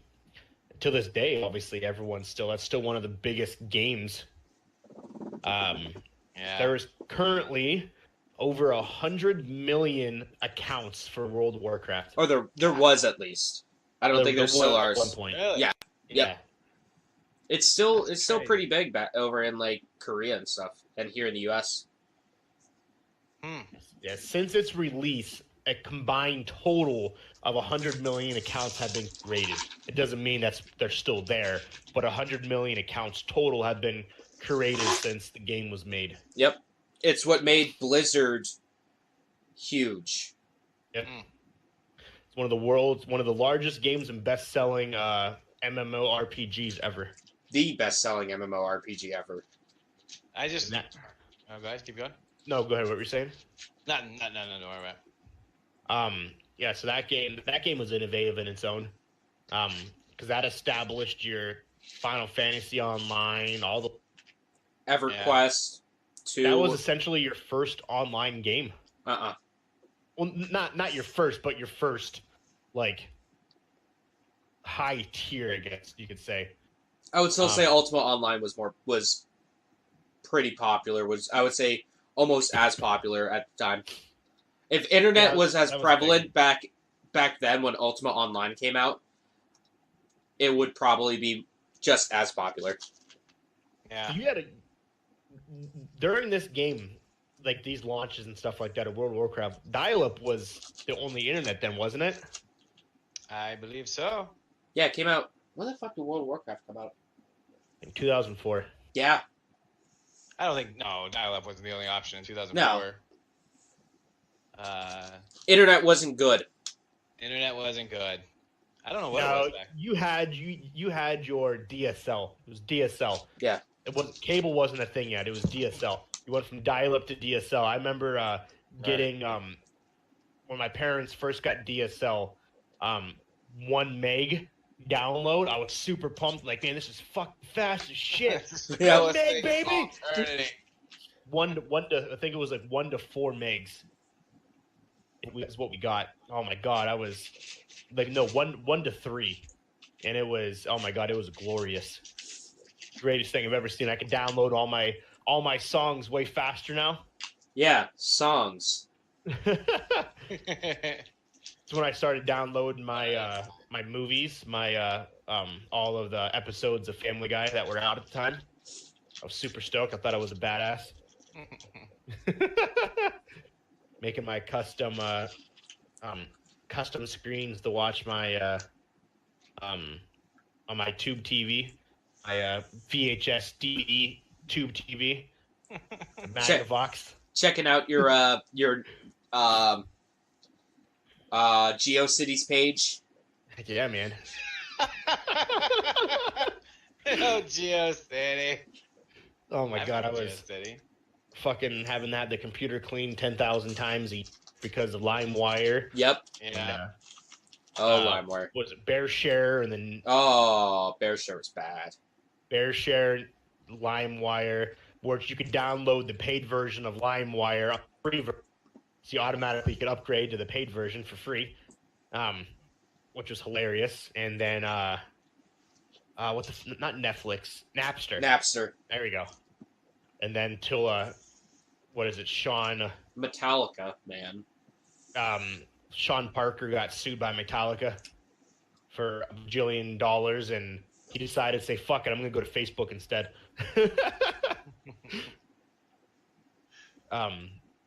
But yeah, those were the glory days, man. You look back and you think of all those, like the speeds of the internet and shit that you had, and the computers. Oh my god. The 64 megs of RAM. Oh yeah. I have somewhere a memory card for my I think it was a memory card for my N64 that has, I think, 32 kilobytes on there. Yeah. Dude, I remember I remember it was like Christmas when I got a 64 megabyte flat hard drive. I mean, a memory card for my PlayStation 2. I was like, yeah, I can fit all the games in the world on here now. Well, I can download all of them. I can save them all now. 64 megs, baby. Yeah. Get it? Oh Right. man, God. thinking about like the difference between then and now, like how everything has changed so much. Like, because when we thought like those games back then, the Call of Duty ones, the modern warfares, not the modern warfares, Medal of Honor, Madden's 2000, The NBA Sims. Live, The Sims. Like, and we thought those games were like super like high end, like they took up all the space and all your shit. And Yep. Right. fast forward to now, it's just like holy shit. Yep. I don't even know what we would do with fucking Red Dead Redemption 2, which is what is it? 105 megabytes or gigabytes. 105 gig game. I would know because I deleted all of it. We would literally be like shitting on ourselves trying Yep. to figure out we're gonna afford. That's a lot of floppy disks. Yeah. Right. Lunk says, shit, I was the man back in the day with my PS1 memory card. Had 5 banks of memory cards with 8 cards per pack. Yeah. Per Damn. bank. Oh, what was that thing to be able to play the thing you plugged into the PlayStation to be able to play with 4 controllers? Multi-tap. That multi-tap? Oh man, I got one of those. I thought I was the coolest person. You're the coolest fucker in school. All my friends can play SmackDown, SmackDown Live or whatever the game was called. On the PS2, SmackDown versus Raw, I think like 2004 or 5, you could hook up 2 multi-taps and do 8-player. That is the dumbest thing ever. I need to do that. Oh my god, it was fantastic. I love those SmackDown games. They were the greatest thing Yeah, ever. they were great. And they were so stupid, but they were the right kind of stupid. Oh yeah, 100%. But yeah, those just looking back at those games, just thinking about like what we thought at the time was like epic and like state of the art. You show that to kids nowadays, they're gonna look at you like, what is this? Yeah, what the fuck is this shit? This is what we grew up with, man. Yeah. They're like, no, I'm good, bro. What do you mean there isn't a battle royale mode in it? Exactly. Yeah, no, all those games I think they belong in the Hall of Fame. Oh yeah. What are some games that aren't in the Hall of Fame that you guys think should be there? Microsoft Flight Simulator. Yeah, that's a good one. Spore. Those are good ones.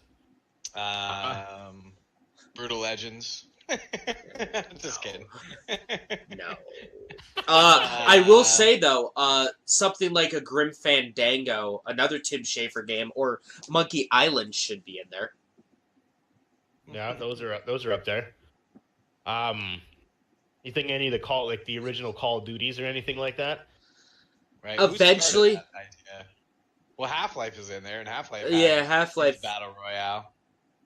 I would say maybe I wouldn't say Call of Duty. I would say probably Medal of Honor or Team Fortress.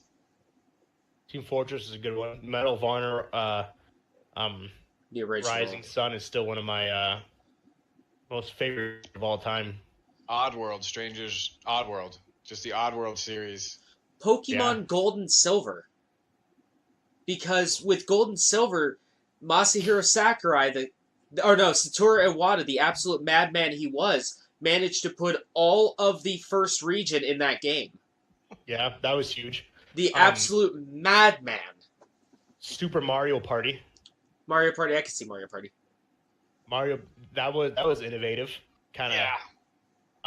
Mario Party, that's a big one. I'm trying to think of other. I'm trying to think of like innovative games that all did it differently. There's you guys got any out there in Chatland? For everybody's stream here. Does anybody got any other games they can throw into the pile as far as what should be in the Hall of Fame? Games that Hulk Ultimate Destruction. That There you go. game was great. It was one of the first ones where the whole thing was just running around destroying everything. Sorry, Rampage? Red Faction. Yeah, Rampage. Red Faction, I would say. Yeah, Red Faction. Yeah, that was a good one. That defined a genre, really. Yeah. I did. I would say- wasn't that one of the first ones that were really like that? Yeah, I would say either Red Faction or Time Splitters. Grand Theft Auto 5, I think, will be in there one day. Mainly because of how much it sold. Yeah. Resident Evil, any of those? Oh, yeah. Resident Evil 1 should be... Silent Hill. No, I would say Silent Hill over Resident Evil. Didn't Resident Evil do it first, though? Well, okay, if we really want to get Well, technical, yeah. Sweet Home did it first, which was a kind of precursor to Resident Evil. So Sweet Home, technically. Alone in the Dark. Fuck it. Let's start off with the first, like, the real first survival horror game. The game that coined the survival horror genre. Yeah, Animal Resident Evil Crossing. definitely. Animal Crossings. Animal Crossing, yeah. Galaga. Okay, yeah, I can see Galaga. That was a huge game for the time. I personally like. I guess Super Mario Bros. 3 or Super Mario World. Can you really have that with the original Super Mario though in the Hall of Fame? I would say Mario World, yeah. I would They're say two Mario different World, yeah. Kind of did. Well, I don't know if they're different enough. I think they're different enough by the way that it, how it did change a lot of the game itself. I would say that they are different. What about Duke Nukem? Well, Duke Nukem 3D. It would be Duke Nukem 3D. Yeah. Not the Wolfenstein. original Duke Nukem. That's what Wolfenstein. Wolfenstein was. Well, and then you go back on that, and then it's what came out Yeah. first, Doom or Wolfenstein? Wolfenstein 3D. Well, Yeah, okay, if Wolfenstein. we want to get technical, the original Wolfenstein, that was a top-down kind of stealth action game, came out first. If we want to Yeah. get technical. I'm trying to think here. Super Mario 64, Yep, GoldenEye. GoldenEye. Maybe not GoldenEye. It's a lot, As a lot great of of a game as it wasn't really the first one to do that. No, No, and yeah. I don't. I mean, oh sure, it was like one of the first to, like, really do co-op Yep. or like versus split screen versus like in a console game for a shooter. But I Yeah. would still say I would still probably put Halo Combat Evolved over it as a yeah. It as was like one of the. this is what defines a first person shooter on a system. It was one of the first games though where you could stack piles and piles of mines on top of each other. Yes, that's why it deserves it. Tony Hawk, the original. Oh yeah, one. Tony Hawk's Pro Skater. Yeah, it could probably be on there. Would you rather have one or two? Because two, you have the ability to free ride. One, you don't. One, you're stuck. It's very linear. I remember One. the first time playing Still. one after two, and I'm like, this is. You're right. This was a lot more linear. Yeah. I don't know. I personally like two more because you actually had the ability to ride around and you weren't. Because one, you're timed. The whole entire Yeah. time you have time. But we're time not. limit. For two, you don't.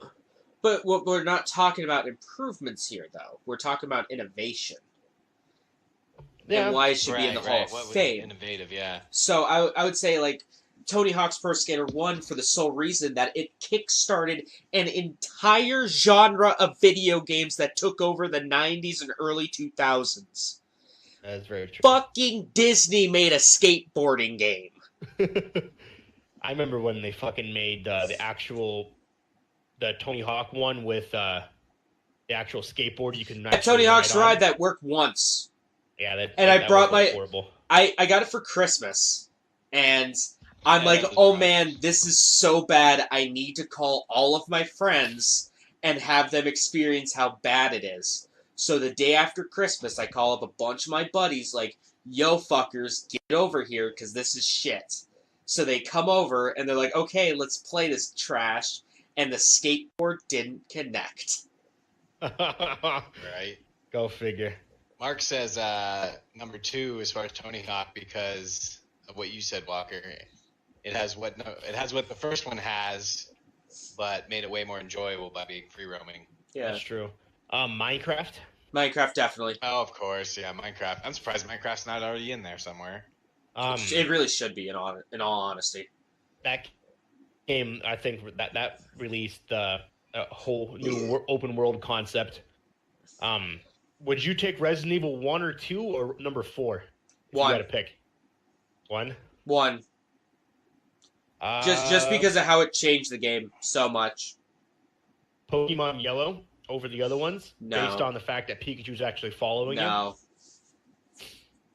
Not at all. Diablo. John Madden football's in there. Yeah. Hey, man, sports games are popular now. Yeah. What about Diablo? Or number 2? It's hard to say because yeah, Fallout was doing that style. Yeah, Fallout Ultima was a thing for a very long time. I probably wouldn't put Diablo in it. No. Like if it was up to me, I wouldn't put Diablo in it. Maybe a few years later. Star Wars Jedi Knight. Or any of the original Star Wars games? TIE Fighter versus X-Wing I would put in there on old DOS. That's what I would put on there. Let's see what we got here. SimCity. Oh, SimCity isn't on there? Fuck it. No, that should be in there in a heartbeat. What about Roller Coaster Typhoon? Roller Coaster Tycoon? I don't even remember that game. You basically made theme parks. Oh, that's right. Yeah, I remember that game. And then SimCity cool. 2000. Yeah. Okay. Oh my god, it was on a tape. Here we go. How about Mega Man? Yeah. Would you put Mega Man in there? Yeah, I like Mega Man. Mega Man's awesome. That makes me happy that Myst is in that list because it justifies the fact that I think it's such a cool game. Pokemon Go.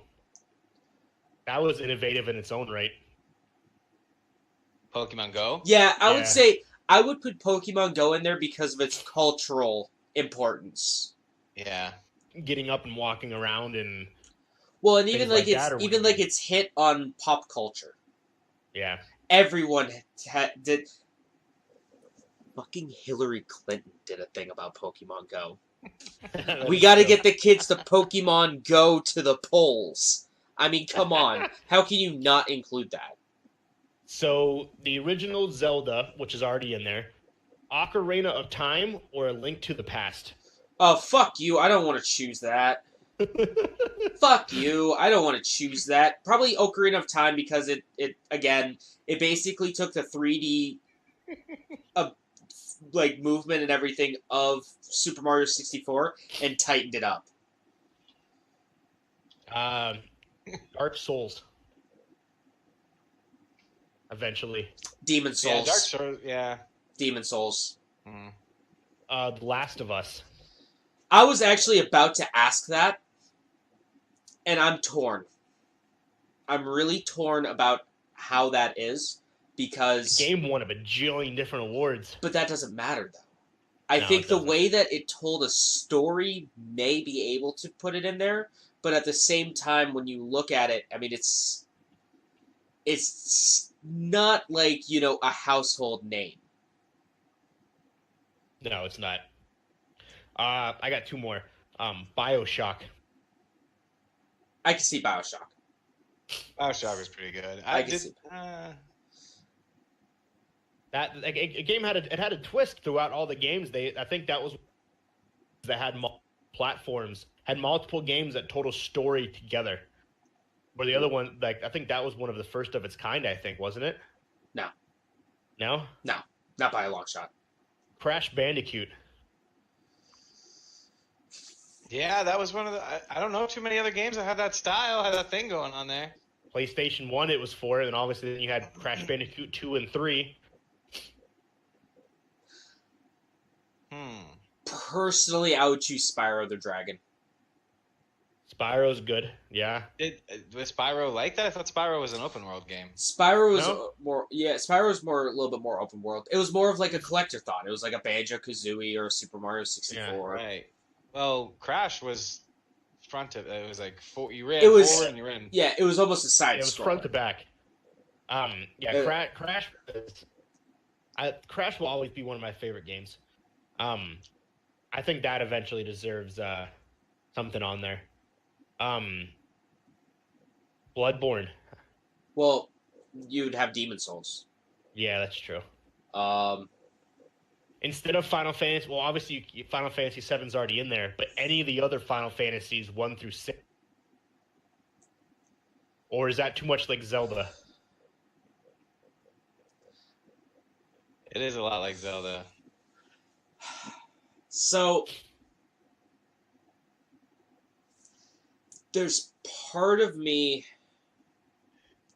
that wants to say like Final Fantasy Mystic Quest on the Super Nintendo, because that game was a Final Fantasy game, but not really.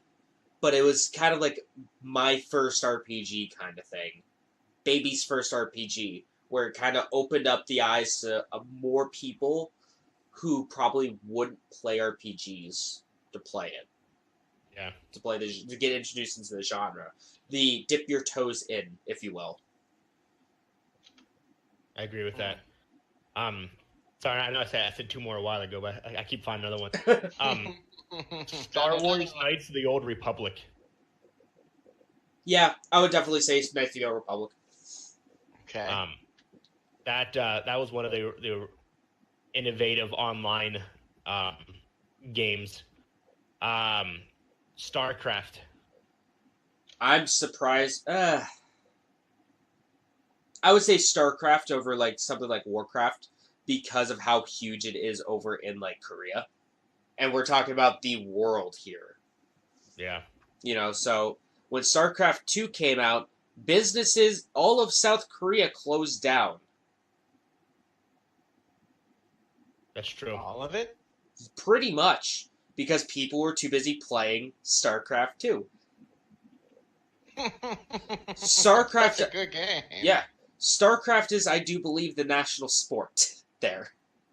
Oh, wow. Rock Band or Guitar Hero? Guitar Either Hero. one. Guitar Hero. Guitar Hero. I think that deserves it, because that was innovative in its own. That was first interactive. You felt like you're fucking playing guitar, like you're a god at guitar playing. Especially if you can play in an expert mode, man. Oh, jeez. Well, if we want to get technical here, Konami did it first. Konami had a Guitar Hero. I'm just being an asshole at this point. I'm sorry. No. No, it's true though.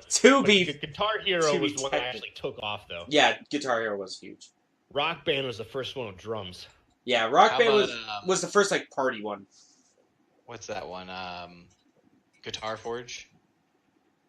Oh, when you actually plug in your actual guitar into the system. Oh, yeah. That one I thought was kind of cool. That was different. Yeah, I agree with that. What was that one called? Shit. I remember. Yeah. It was made by Ubisoft. It was published by Ubisoft. Fuck. Soul Calibur, kind of an upgrade of Street Fighter with the 3D graphics. Or Mark Tekken. says, I would pick Virtual Fighter because it was kind of like it was kind of the first 3D fighter. Yeah, that's true. Yeah, Mark says StarCraft. Didn't StarCraft start a lot of esports being recognized? Yeah, one of the first ones. League of Legends. What about League of Legends? League of Legends. Well, that one is its own.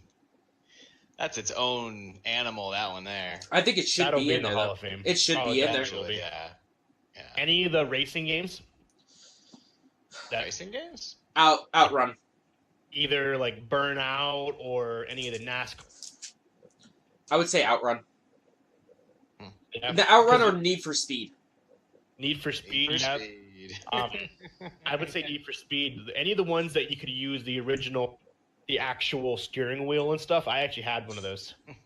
I played an Outrun cabinet not too long ago, and it had like the full-size cabinet where you sat down, and it was modeled like a Ferrari. Nice. Yeah, I used to love those car games, and then Need for Speed is what actually launched Fast and the Furious. And then they decided to come out with their own movie 15 years after the first Need for Speed. Yeah. Yeah, Need for Speed I think deserves to be in there because that was innovative in its own.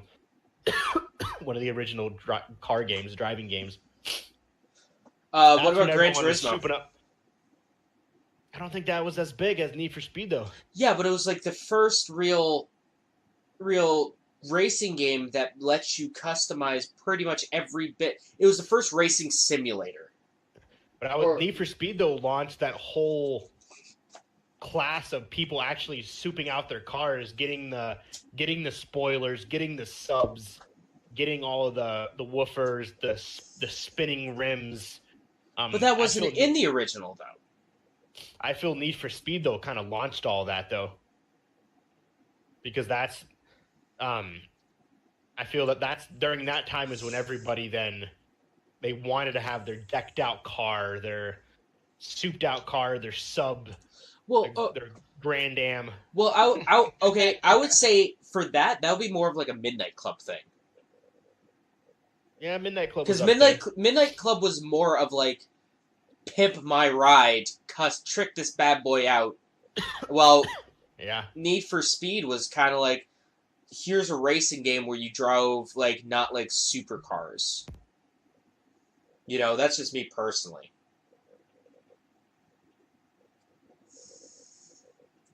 What was that? Sorry, I'm talking to my wife. But yeah, and I remember those days, those racing games when everyone wanted their car decked out. Did you ever have a car like that, Schroeder? Or ever wanted a car like that? Yeah. James is too young. No, there was a time where I wanted to have two like 15s in the back of my car and the lights on the bottom. Dude, yeah. I remember the peak of that. The people driving by, the brr, brr, fucking windows shaking and shit. Obviously, it's still a thing today, but I remember, the people with their Grand Ams, they bought the spoilers, put on the backs of them, and I thought spoilers were so cool on cars. There was a time. It makes it go faster, didn't you know that? Way faster. Yeah, that downstream, that downforce. Yeah, but those that's a good topic of discussion. I like that. That's we spent a lot of time on that. That was great. Last one, Portal. Yes. Yeah, for sure. Portal. I never really played it too much, but I would say yeah. Yeah, that game was innovative because that was for the Xbox. I'm pretty sure. PC and then 360. PC. Yeah. What got anything else, James? Schroeder, do you have anything? Not really too much. Any news? No, not really. Nothing new. What did I see? I thought I did see something. Let me see if I still have it up here. I was looking at it earlier. But you guys can keep going while I look. All right. Here, let me pull up the releases real quick. Yeah. While he's looking. All right, let's see. Releases. All we know that Sekiro just came out, so that's cool.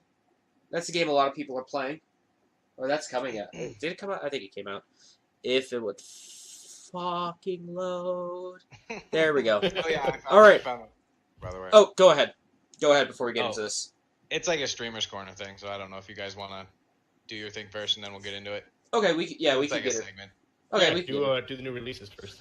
Okay, so on March 26th, the new episode of The Walking Dead, the final season, comes out. Cool. A A lot of people like those games. You do. A lot of What people, are those called?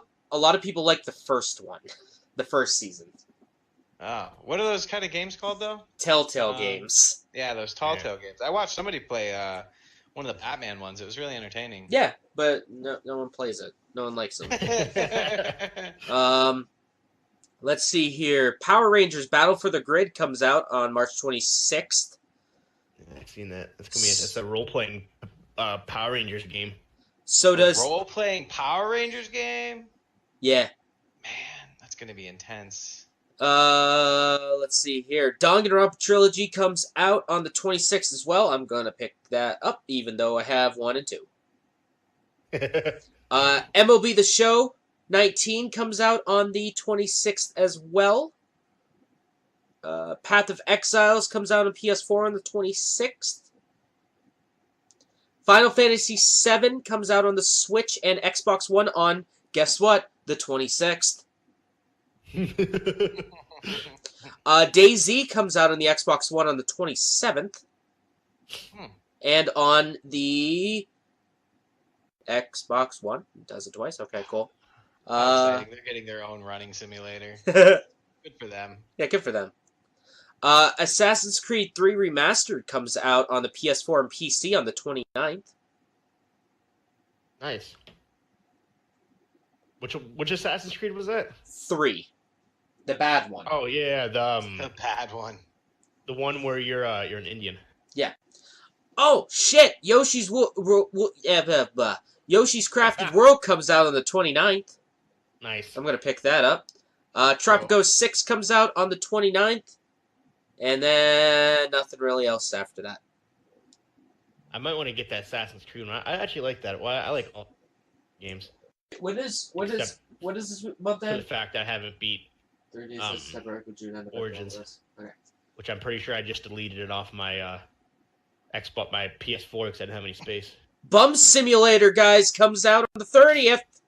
Bum Simulator. Bum Simulator. I don't know what I've been doing playing all these other games. That's the one I need to be playing. What the hell's wrong with me? Exactly. What is wrong with you? All right, but that's what my mom's been asking a long time. But yeah, that's it. That's the shit that's coming out this week. Cool. I'm excited. I guess we got about 4 weeks almost to the day. Day's gone. Hopefully, I'm really hoping that game's good. I really am. I hear it's mediocre from early playthrough, early builds of it. I really hope that it's good. World War Z also comes out next month. The game? Yes. Yeah. I watched that. I watched that the other day. Side news: the merger of Disney and Fox is now complete. The monopoly Disney now owns all of Fox. They own Fox News. They own every aspect of Fox.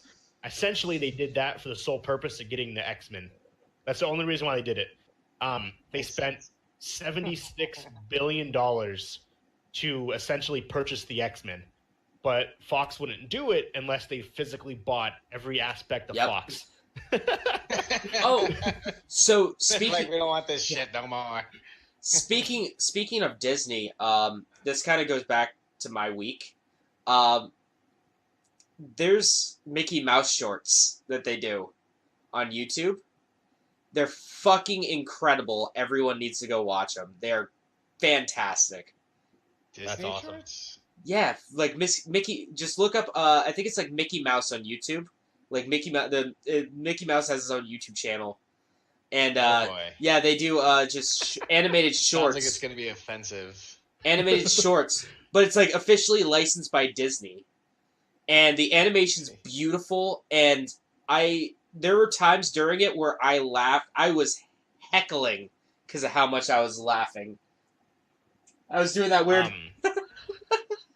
There is a petition currently out to add Deadpool to the new Avengers movie because now Disney owns Deadpool. So there is a petition to add Deadpool to the very end of the newest Avengers Endgame, basically where he comes in. It's an after credit scene. He comes in, hey guys, I made it. Oh, you guys already won. Sorry, that fucking merger took forever. But no, though, they wouldn't do that. He leaves. They wouldn't do that. They wouldn't do that. Oh no, they definitely wouldn't do that. But because they've already shot the movie. Well, because they still have about like 2 weeks to add anything else they want into it. The movie's already done. Yeah. But essentially, what people are hoping for is that they film this really quick scene, and then they basically just clip it in to the very end of the credits. But obviously it's not going to happen. No, and people have been making Deadpool trailers with Deadpool's face dubbed over all the Avengers. Those are probably pretty funny though. Oh, they're hilarious. I'm going to be in the minority here. I'm not a fan of Deadpool. No, not a fan. I love Deadpool 1. Deadpool 2, not so much. He works well in the comics because it can break the fourth wall a little bit better. But when you get into like the movies and like games and stuff, like it's it's more annoying breaking the fourth wall in those forms of entertainment. But yeah, that's so that's going to be big. So essentially, yeah, Disney now, they're also gearing up to they want to develop games. They're actually taking over. They brought back LucasArts. They did. Yeah, they're bringing back LucasArts for Star Wars games. Because Lord knows EA isn't doing anything with it. So Disney took back over the rights of all of that, as well as they took over the making of the Marvel open world RPG game. It's just called Marvel or Avengers or something like that. I don't remember what it is, but essentially it's a huge MMO Marvel game that's going to be out in about a year or so. But yeah, so that's huge.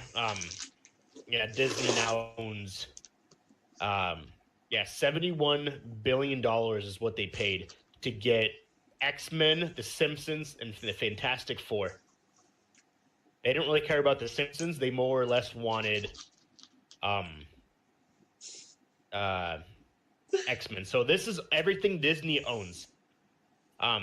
ESPN, Disney Studio Makers, Disney, they own Marvel, they own Star Wars, they own the Muppets, they own ABC, the EA channel, ESPN, they own Hulu, Marvel Entertainment, Vice. 71% of Hulu.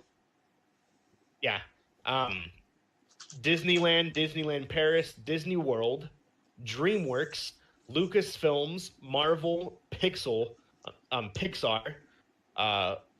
Fox News, Fox Business, Fox Broadcasting, Fox Sports, Fox Television, Fox Sports 1, Fox Sports 2, and the Big Ten Network is everything Disney owns. And the SEC Network. Yes.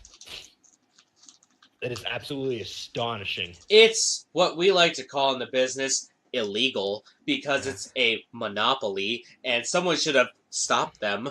But you know what? Who cares? Disney's going to keep shoving out the same shit over and over again, and everyone's going to buy it because we are consumers. Just feed us more.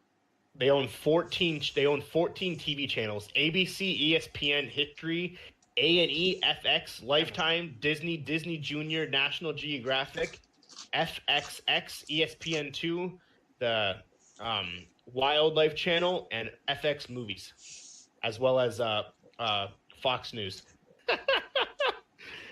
I wanna start a petition where at the end of Infinity War, I want to just see a post-credit scene of not Deadpool, but Homer Simpson going, "Marge, they destroyed the Infinity Gauntlet." That'd be hilarious. Currently, Disney makes $95.79 billion a year, and that's expected to go up another $30 billion with the addition of Fox. Well, yeah, but you also got to think that's going to cost them more money, too. Yeah. Right, but it's still going to be a net profit gain for show. That's insane. Yeah, the only thing they don't own is Warner Brothers and Universal. And Sony. And Sony, yeah. They don't own Spider-Man, bitches. That's true. They own part of Spider-Man. They own the character Spider-Man. Partially. Yeah. Yeah. Disney still has the rights, but he's allowed to be featured in the Marvel movies. That's why Disney can use them. Disney and Universal do have some kind of pact, though, because in Universal Studios, there's actually a Marvel town inside Universal Studios. Because when me and Nicole went there on our honeymoon, I took a picture of Spider-Man. I Which hope is kind of cool. When the inevitable happens, where Disney just decides to buy Universal, because it's going to happen and no one's going to fucking stop them because, god damn it, corporate America's great. I hope that they don't fuck with Universal Japan. Because they do the coolest Halloween stuff, man. One year they did a whole Silent Hill themed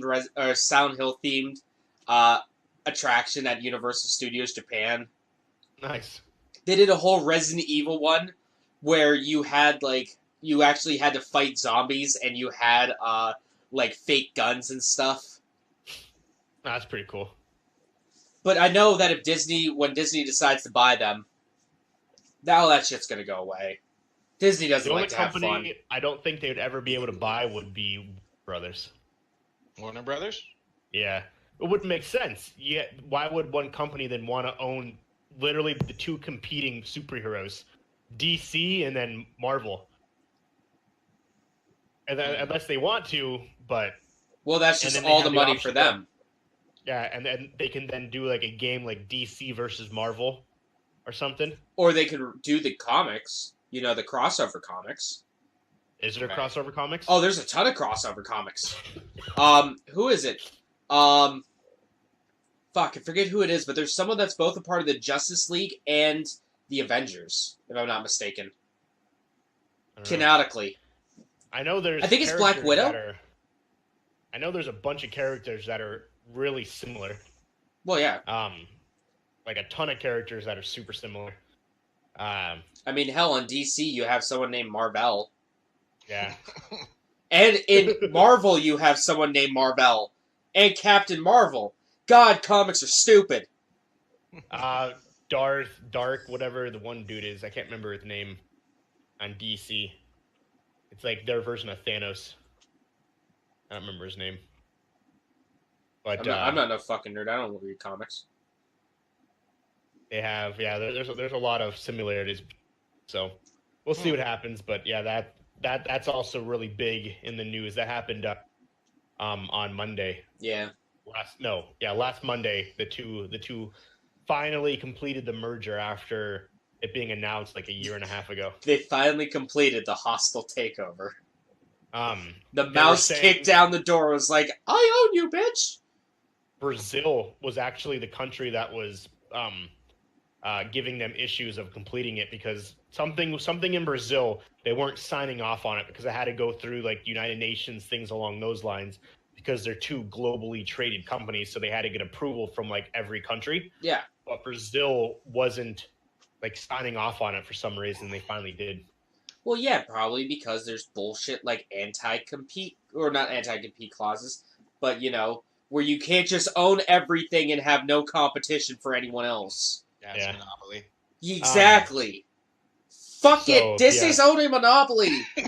So Brazil was the reason why it took so long. Teddy Roosevelt wouldn't have had any of this shit.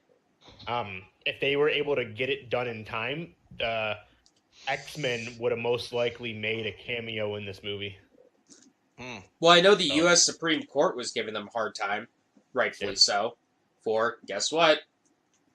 They're like, fine, whatever, just do it. Fine, I don't care anymore. I don't care. Disney's gonna own the world. Disney's not gonna give us a good Marvel vs. Capcom game again. Just life sucks. Gonna have another fucking superhero movie every 2 days. Pretty much. It does make you wonder where they're going next. 3 weeks. 3 weeks is Avengers Endgame. So we got Avengers comes out. We got Avengers Endgame. What? We have Avengers. The live action Dumbo comes out this week. I'll watch that just for Danny DeVito, and that's it. Yeah. None of the other people deserve any of my time. We have. What are you saying, James? We got the Avengers Endgame, and then we have Spider-Man, right? Spider-Man. We have the Dark Phoenix, which is the next X-Men movie. No one cares. But Disney owns that, though. Yeah, no one cares. Remember that. Then you have a bunch of live-action ones: Aladdin, Lion King. Yeah, no one cares. Aladdin, though, does look good. I will say that Will Smith as a genie looks way better than I anticipated. I have to watch some previews on that because he looks terrifying, to be honest with you. But he's not black. He's not blue the whole time. Some points he's actually. Because there's points where he has to look like a normal bro. Yeah. Robin Williams is turned in his grave right now. Well, no, it makes sense though because the genie in the other movie the whole time and question why you walk around with the blue dude. Fresh Prince of Baghdad. Yeah. No one questioned that, so it makes sense. Then you got a bunch of other random movies. And then you have Star Wars Episode 9, the end of that franchise. Oh God, I forgot that was coming out. There's slated 2 Marvel movies next year, 3 the year after. Black Panther, Black Widow, Doctor Strange. You have all the movies that don't have 3s currently are all going to have 3s.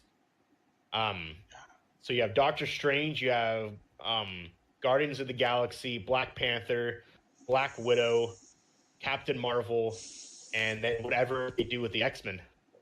Yeah. I'll be right back. I gotta grab a drink. No, you're good. You look That's so what they always say. You look so enthused. I know, right? So excited for all these Marvel movies.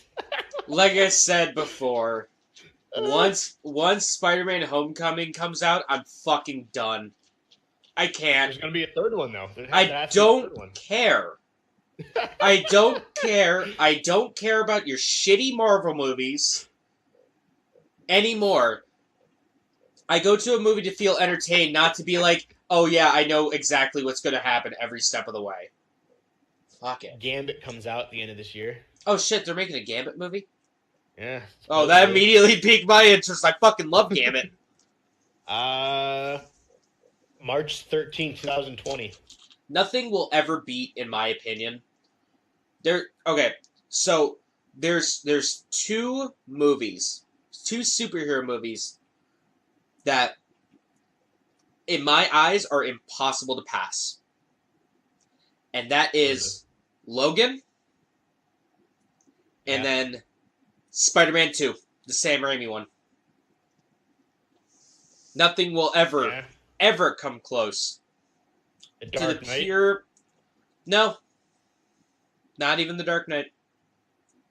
If I wanted a gritty superhero movie, I'd watch Logan. The character arcs are much better.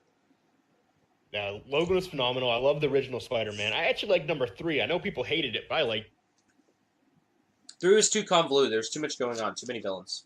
And there was. And that's what killed the second set of Spider-Man movies, too. Whoa. They had 4 villains. A little bit more than that, but, you know. Oh, yeah. You would think that they would have learned, but... Give me Venom 2. That's all I'm asking. Yeah. Give me Venom 2, and I'm going to be a happy boy. If it's as good, if it's as fun as Venom 1... Spider-Man 2 was phenomenal. And then I will say Logan was great. Dark Knight, to me, the original, not Dark Knight Rise, but the Dark Knight was also one of my favorite superhero movies of all time, would be the Dark Knight. Because that was different. But yeah, you have in development, you have Black Widow, you have the Internals, which I don't know what those are, what that is. Black Panther 2, Shang-Chi. Wakanda forever. Shang-Chi, which I'm not sure who Shang-Chi is. Captain Marvel 2, Doctor Strange 2, Guardians of the Galaxy 3. So here are the movie dates that are slated for release for Marvel. May 1st, 2020, Marvel. July 30th, 2020. November 6th, 2020. May 7th, 2021, July 31st, 2021, November 5th, 2021, 22. There's also 3 Marvel movies going to be released in 2022. And Gambit is going to be released 2020, and Channing Tatum is signed as Gambit. Oh, no, I changed my mind, no. And then I don't know if this is I'm pretty sure this is the last of the X-Men movies, the Dark Phoenix, because Jennifer Lawrence doesn't want to do. Well, I mean, they already lost Huge Jack Man. Well, he said he doesn't want to do them in general. Well, yeah, no. He said he would do. I lied. He said he would come back when Disney owned the X-Men to potentially do a crossover with the Avengers or Deadpool. But only when Disney owned them. Yeah, and they do now. So he may come back. That was the whole reason the merger took place. They just wanted Hugh Jackman in the Avengers. That's it. He's sitting at can he home come like, back? yeah. Does that ruin Logan though? No, Well, I know they want Dude to play that role, but I'm pretty sure it's gonna end up being Pauly Shore. That's what they were talking about. Yeah, I've seen that. Pauly Hello, Shore Pauly. as Yeah. Gambit. It's the fucking Weasel, bro. It's the Weasel. Yeah, that'll never happen. I'd It'd be watch fucking that. Hilarious, though, I'd but- watch that any day of the week. Oh yeah. 2021, July 9th in Hmm? What? which I don't understand how they're making that, but oh well. Very good. Make him what? Indiana Jones 5, 2021. Okay. He goes over to live- Baghdad. The primary villains are He breaks a fucking Microsoft hip. fake Microsoft call centers. Indiana Live Jones. action Damn this Sword in the camera. Stone. Indiana Jones 5: The Escape from the Old Person's Home. There you go. Let's see what we got here. Camera, stop it. Camera's being a butthole right now. It is being a butthole. I tell it every day to not to autofocus, but it's like, nah, you ain't my Nah, fucking fam. boss. You ain't my dad, Nah, Dad. bro. Yeah. Like, what the fuck? Yeah, Indiana Jones 5, and then there was another. The fuck was it? Hang on. Sister Act 3. That's in talks. What? Yo, I was at work the other day and I couldn't get that fucking song out of my head. Hey, Lunk says that the Fox Corps still exists, independent from Disney. It's primarily a news and sports company now, though it does still own the Fox TV network. Yeah. Probably referring to Disney. Yeah. From a news article about a few days ago. Yeah, they're leaving the Fox name, but Disney owns 100% of all that. They own 100% of all of Fox. They're just leaving the names, and they're not basically They're not like I said, dealing with all that. they wanted was the X-Men. All they wanted was the X-Men, but Fox was like, "Fuck you! You want X-Men? You have to take everything." You have to fight us for it. So essentially, No, other way around. they bought everything, but it's leaving the news side alone because they couldn't give two shits about the news. They just want the fucking superheroes. Yeah, you want the X-Men? You're gonna have to buy all of us. Yeah. You're not gonna do that, are you? Oh no. David, they cut a check, man. Son of a bitch. Oh, God, I guess we have to do it now. I didn't think they would pay us. Fuck. That is hilarious, though, that they literally, $71 billion. That's a lot of billion of dollars. That's a lot of money. Hey, if you have the money, why not? What else? Some executives made a fucking bank. Oh, yeah. You know those high-ups are getting paid. I'm pretty sure they're all still working at the company, though. I don't think they've got... I don't think any of them got fired or anything. I just think they just... I don't even know who would get that money. Like, who would receive that $71 billion? Shareholders. Sean Hannity. Yeah. Probably execs. Yeah, I would assume so. Like the CEO and stuff. Oh yeah. He probably got a nice payday. Mostly. Yeah, but I know the majority of them are still working there because Disney doesn't, like I said, Disney doesn't give two shits about the news side of it, but they're not closing all of that. They're just kind of letting it do its thing. Yeah, well, but what could happen though is that they kind of were like, "Hey, see you later, buddy, Mr. CEO exec. Let us bring in our own guy." Yeah, that's true. His name is Paul. His name is Paul. Yeah. Paul Josephson. Yeah. Yeah, but this is the last X-Men movie, like the Dark Phoenix. I was looking it up just to make sure, because then they're gonna move in a new direction. Because Jennifer Lawrence doesn't want to be Mystique anymore. See, now they should have done Civil War. Yeah. Because now it would have made sense. They were in... Mutants caused the Civil War! Yep. Well, technically, they had two mutants. They just weren't allowed to call them mutants at the time. They were physically advanced humans. Right, it wasn't very politically correct.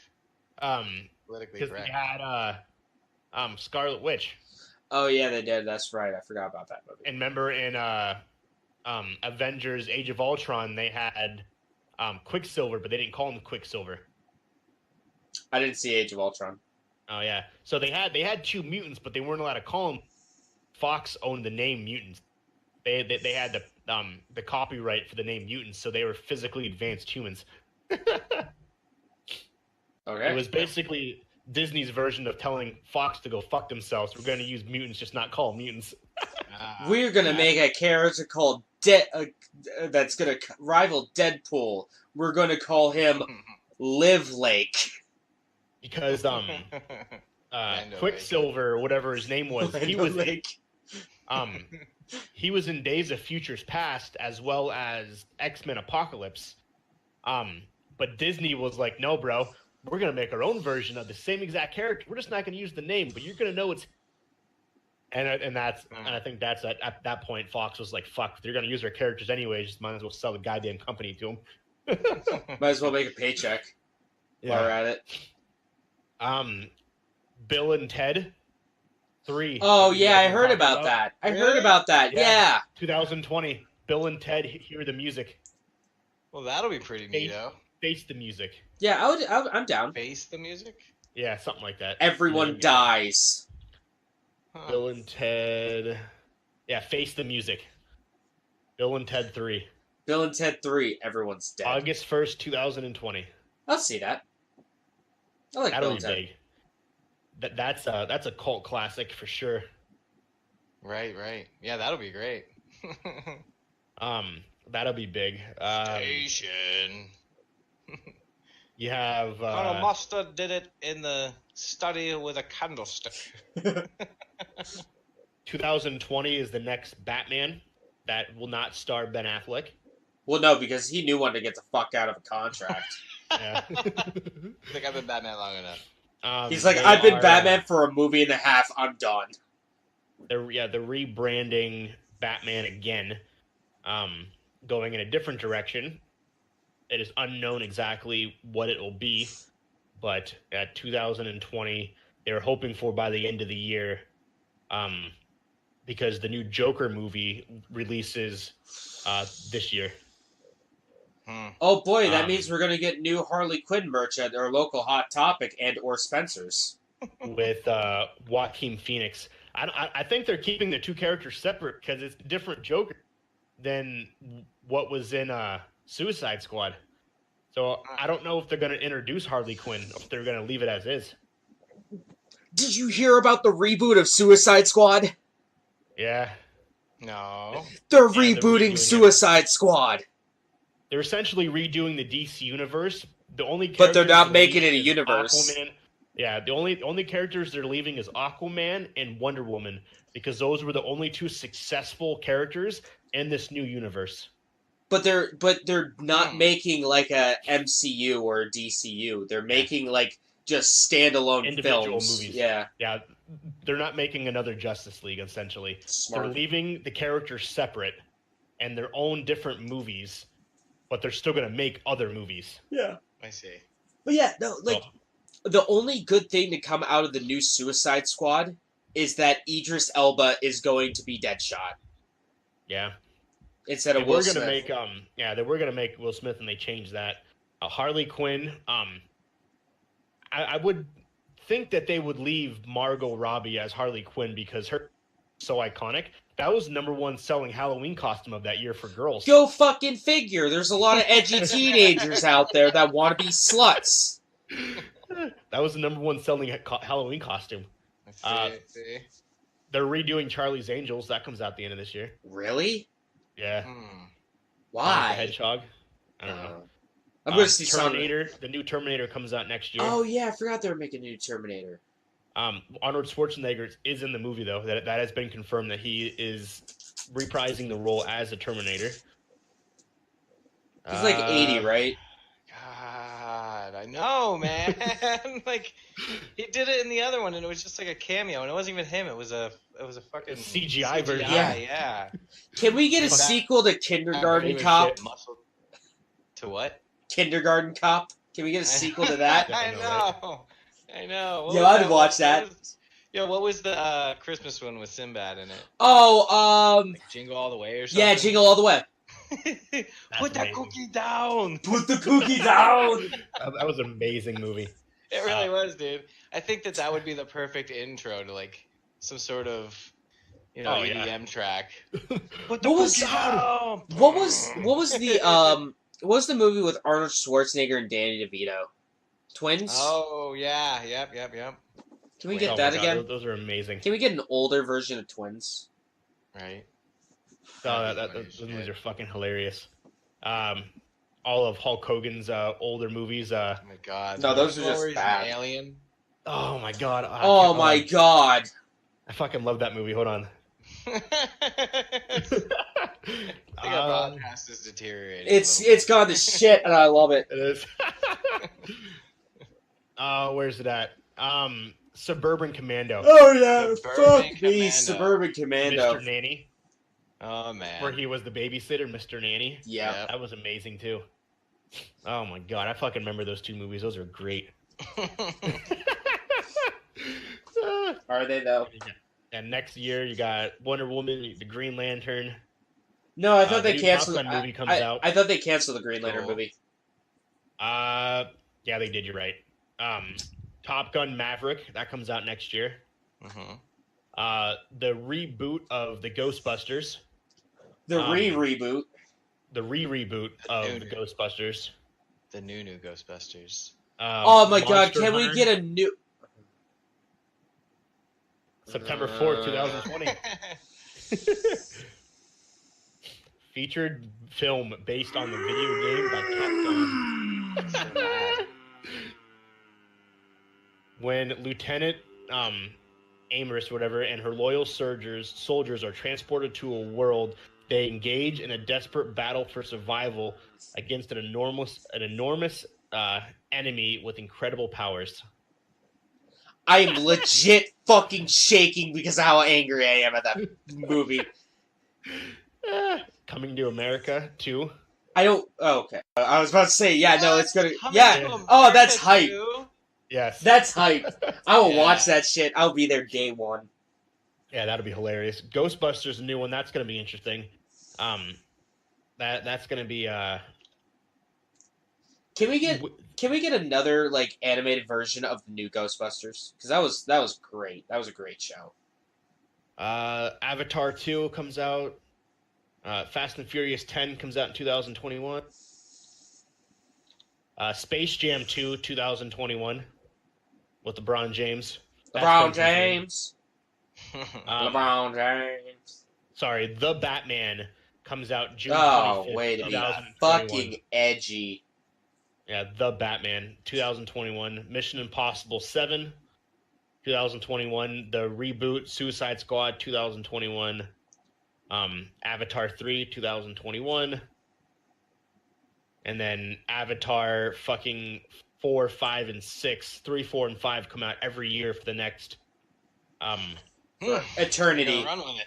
yeah. They're gonna run with it. So I would love to see a Batman movie that was like the Batman. What was the one that took place in like the 1800s I know what you're talking about. I don't know what it is though. or the 1700s? Can't remember what it was. Yeah, that was good. That would be sweet. Supposedly they are going to try to make another Friday the 13th movie. Which I don't know that they haven't worked. They have like none of the Nightmare on Elm Streets, the new Halloween, Friday the 13th. Which Halloween reboot? The first one, the second one, or the third reboot? All of them. None of them worked. No, they don't work.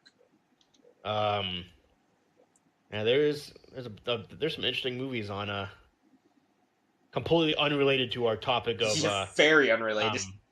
to our How the topic fuck of did we get here? I don't know. Yeah. Good conversation though. We're engaging, so that's all. that How matters. did we get Sure. here? Sure. I don't know. We go from point A and we end up in point Z. No, no, we start at point A, we get to point 2. It's very true. Bad Boys 3 comes out. It's gonna be a weird year. So it doesn't feel like there's anything original coming out. No. No. No, there's No, original it's all stuff coming out. It's just, a lot of remakes. not popular. The new Godzilla comes out this year, and Godzilla vs. Kong comes out next year. That's a whole separate universe. That's a universe in itself. The King Kong and Godzilla universe. Whatever universe that's considered to be, like they're considered, like they have that in their own little niche, which is kind of cool. Well, here's the thing about King Kong versus Godzilla is Toho and what is it, Universal that owns that? Well, that sort of owns the rights to King Kong. The Monsterverse is what it's called. Both of them have too big of egos to let the other one win. Yeah. Yeah, the Monsterverse is what they're calling it. The Godzilla reboot from 2014, Kong Skull Island from 2017, Godzilla from this year, and Godzilla vs. Kong next year are all in. It's called the Monsterverse. So they have their own little universe. Yeah, but when are we getting? Oh, that's where. Oh, go ahead. When are we getting Godzilla versus King Kong versus Pacific Rim? They want to do it. Dude, the Monsterverse is full encompassing. All of those. Freddy Krueger, Jason. Yeah. All of the Monsterverse is where all of that stuff is real. You know that Universal wanted to make the Dark Universe that had all the classic monsters. Mummy, Dracula. Well, yeah, Dracula. But it failed Frankenstein's because of monster. Tom Cruise, the Mummy. So they literally started it with that and took it away with Tom Cruise. Well, yeah, they do. Smart. That's fucking thinking with your noodle. Yeah, they were literally going to start it like that dark universe. And they're like, okay, the first movie is going to be Tom Cruise as the Mummy, and they're like, nope, never mind. Way to put your best foot forward. That's like putting Iron Man 3 at the beginning. Yep, they were like, oh, I guess that's not working out in our favor, so cancel that. That's like if Marvel started with the Iron Man 3 story to start off the MCU, none of this shit would have happened. Oh, no. Yeah, so that's interesting stuff coming out this year, from games to movies, too. It's a lot of remakes and a lot of reboots, a lot of sequels to older movies. Yep. People want to see them, so we'll see if it works. Sure. Yeah. We shall see. Don't ask questions, just consume. Just sit back and enjoy the ride while it lasts. Like cloud-based gaming. So what do you have, Schroeder? It's just going to be a fad. So what was the stuff you got to talk about? Oh, it was just some of like the streamers corner stuff. I came across a let me find it. I came across a bro in my little journey in podcasting land, listening to people, and there's a dude by the name of Patrick Hanlon. Let's see, from Thinktopia, has a book called Primal Branding, and it's this whole concept of branding your channel and how to grow kind of you, I guess. Like if you think of it like, yeah, basically just growing your, optimizing your channel and your brand in such a manner that it affects sort of the idea of touch, taste, smell, things like that in a stronger way. So it was super interesting listening to it. If you Google Primal Branding or YouTube it, you'll find a bunch of content on it. But like, there's this thing called the 7 Primal Codes, and a few examples are going to be like story. Your brand needs to have a story or a background. It tells where your brand originated from and gives viewers or consumers something to actually connect with and something they can believe and trust themselves. So when I was listening to the dude talk about that in the podcast, he's talking about like your about section and stuff. Yeah. The thing that no one reads. Well, I don't know if no one really reads it. I read them usually when I go to. If I find a channel that I like, I'll scroll down and see what the thing is. But the idea of this is these are what national brands do to really like create that lasting community that a lot of us talk about wanting to do. And if we talk about, or if we play into a little bit last week, like if you really look at this whole concept, kind of, I mean, you have to look at it like a job if you really want to give it the 110% that we talk about. Yeah. Right? Like, we wanted this to be a job type idea someday. So, what buttons can be pushed to optimize the potential for that and stuff? Yeah. So, the primal branding thing, I kind of recommend looking into it because, let me see if I can throw something else up there. All right, so that was the first one, is a story, like where do you come from? Because again, you're trying to connect with your audience. So, if somebody comes in and if they stay long enough and they actually look at that about section, the chances of them hanging out again are going to be higher. And then the next one would be like your creed. This tells what you believe in and how, how you might be different or similar, or how you might be different or similar to other belief systems out there. So, let's dissect that. I guess it tells what you believe. Your creed is what you believe in and how you might be different or similar to other belief systems out there. So, what would be an example of a creed? Is that like your mission statement? I guess so.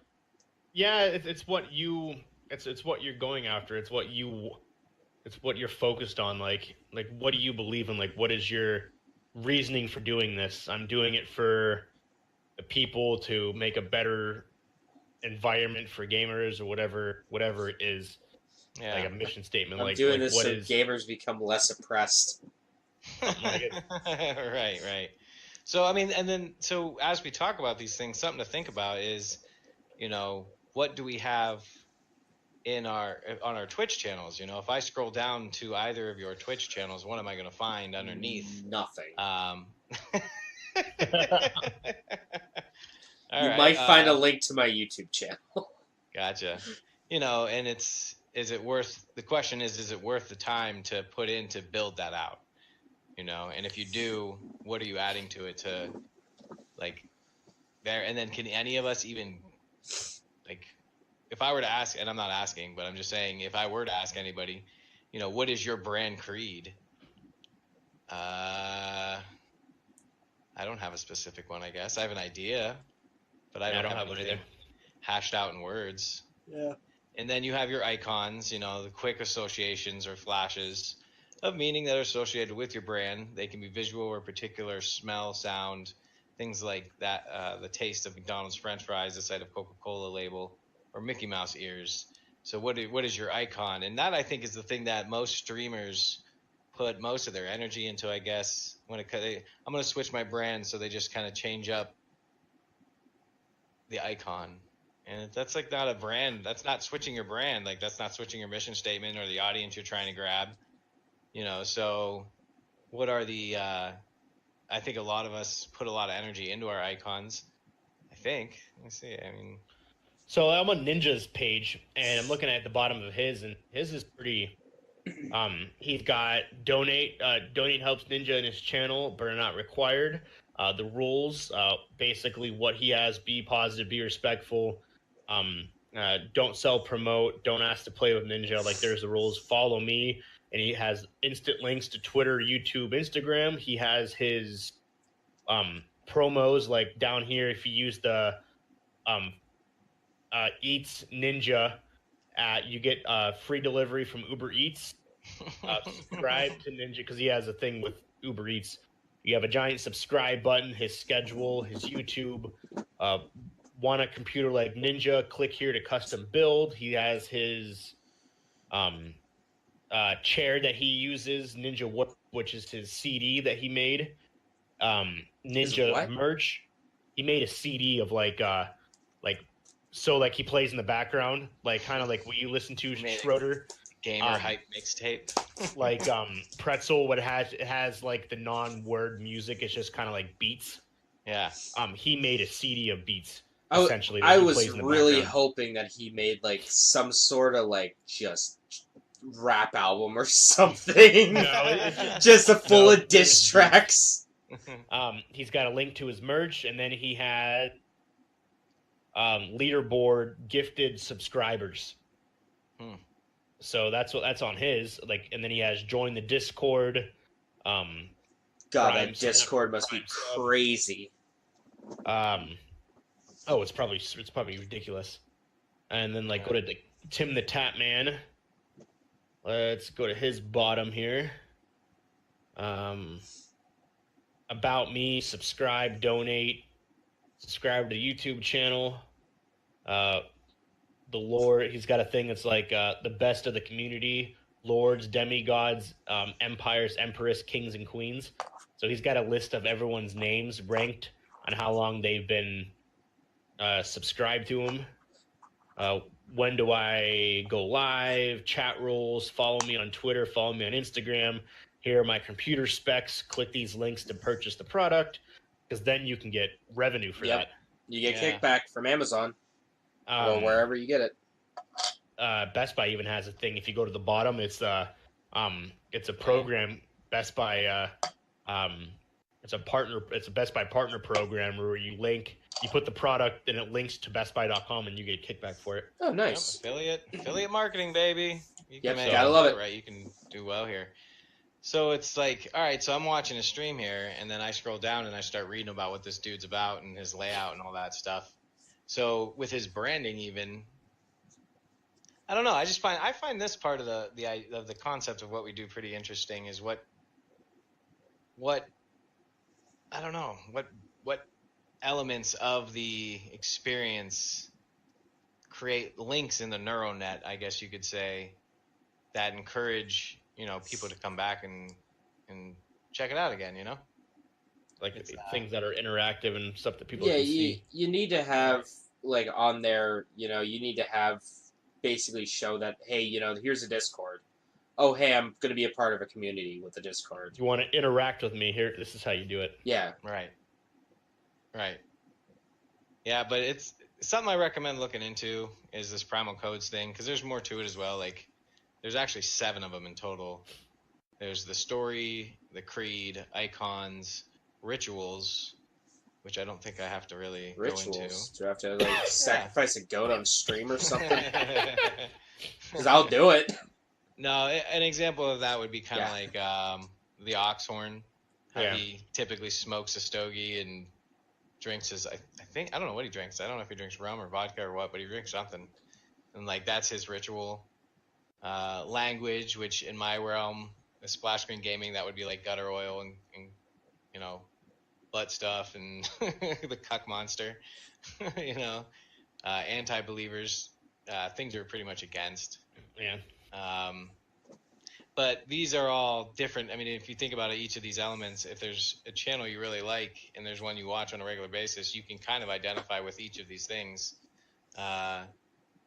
or at least an idea of what it is. And then if we ask ourselves, how much of this do we know about our own channel? Again, this is in my opinion, this is if you're trying to look at it as, not only a community, but as a potential business someday. So a couple of these guys, I'm looking at this one guy, his name's Summit. He's got 70,000 people watching him right now, 60,000. And he's got links to all of the different things that he uses, the keyboards. He's got an about me, facts and questions, how old are you, where are you from, why do you stream, what do you use to stream, what do you recommend, things along those lines, so people can okay, this is what this guy uses, it's kind of cool. And then Monster Energy, so I'm guessing he's a sponsor by that. Corsair, Cyber Power, so little things I guess that make it interactive. Donate with PayPal. Yeah, he's got a link through that, so you can donate directly from PayPal. Once again, the link directly to his Discord. Yes, so that's kind of cool. So these are things to think about. I would suggest, gentlemen, over the next until we meet up again, as far as the show goes, what can you do to improve your channels? Yeah, I don't know what you would even call that, face branding. You could say. Branding, yeah, because that's exactly what this is. It's a brand. You're selling yourself as a brand. And an example of a question. Here's a question for you guys. This podcast we're doing, should we have its own we already have it has having its own Discord, which I think is incredibly appropriate. But should it like I guess everything's shareable except its own Twitch channel. But what would be the point of having its own Twitch channel? Yeah. You know. And I get where you're going with that, but it's just at the same time it's so it cut out what? It would be I would say do the Twitch channel if we were doing it multiple times. Yeah, a week. multiple times a week. Because that way, like if you have our own Twitch channel, if we're doing it maybe 3-4 every other day or something like that, then people want to come directly to this. Yeah. But when we're doing it once a week, the people that are following us are already there, and we have. It'd be different if we were just promoting ourselves and didn't have the name Level Unlock Podcast as our titles. Yeah. But we do, so I think that kind of makes up for us going to our individual streams, and plus we all promote each other's streams anyways. We all call each other out. Right. So I think that's it's not that we're trying to get people to our own personal stream. It's that we want people just to come and hang out and listen regardless of which one they're on. Yeah. Because at the end of the day, this right here is only the prequel to what actually matters. What actually matters is the audio version that gets uploaded and then gets sourced out to all of the individual sources. Like that's the end goal. That's the ultimate piece. Yeah, this is piece just is just like an extra additive. Yeah, this is just Gotcha. this is the appetizer, if you will. Yeah, this is people who want the live interaction. Not everyone can do that. Some people want to come in and play it during work or on their way to work or driving or do whatever they want. That's the end goal is the audio only version, not the live version. No, this is kind of like just a side thing. Our podcasts are so long. They are. I just realized it's almost like 3 hours. That's been one of our longest ones. It's been interactive though. We haven't had any downtime. We've been chit chatting the whole time. I think it's a really good one. Yeah, I think we've had a lot of content today compared to other ones where sometimes I feel like it kind of flowed. We ended up talking about fucking movies coming out in 2022. You got me and just movies that fucking came dying out in inside. 1978. Yeah, we fucking. Yeah. I mean, No, how it's often do we get a chance to talk about the original Coming to America? Exactly. I mean, really. Right. No, I think it's been a good segue, but no, I agree with saying, Sean, what can we do to help promote ourselves to And the idea of the Level Unlocked. Yeah. You know? So when it's all said and done, like you're right, like we want to do this eventually, hopefully one day as a job. That's the end goal of this, to be honest. Yeah, and there's all kinds of apps and little programs and free things out there. I mean, right now, the only thing that I haven't found that's 100% free, which I know exists, I've used it in the past, but like, is something as a photo editor. But I know there's Pixlr, GIMP. there's GIMP, there's a couple other ones. So, and then we talked about it a couple weeks ago, and it was just I was in the process of testing the stuff out. So now, like next week, I'm pretty confident I can talk about my experience with using the free tools. And even though the Photoshop editor I'm using isn't free, it's pretty cheap. It's a one-time payment of like $50, and which isn't too unreasonable in some cases, I guess.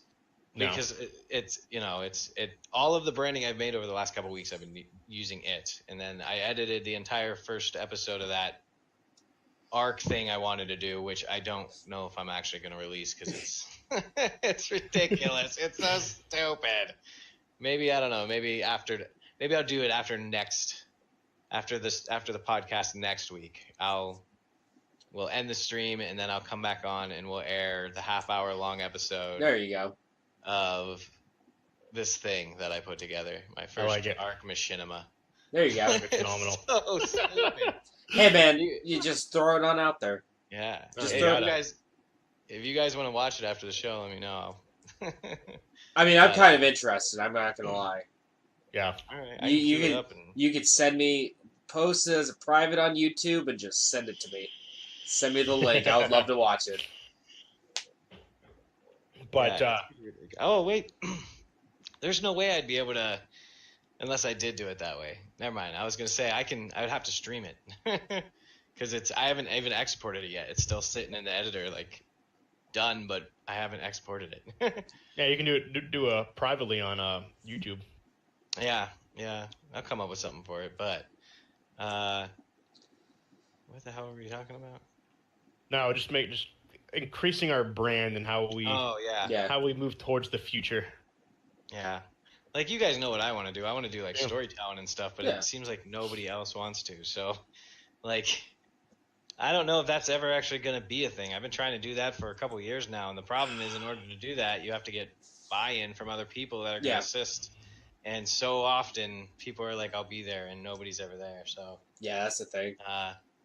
That's why the ARC thing, this episode that I have made, is so stupid, because it's nothing but NPCs that I spawned into the world, and they're all mute. It'll still be funny though. Except for the one that shits. Yeah. No, that is absolutely amazing. But on that note, I have nothing else of relative importance. I mean, yeah, you guys have anything? No. Nope. Not really. But appreciate everyone coming hanging out with us. Where can everyone find us one more time? 100%. I am appreciate everyone coming out. Once again, I am Jeremy, Captain _Geach 15, YouTube, Twitter, and Twitch. Also, for those who don't know, make sure you utilize our Level Unlock podcast at gmail.com.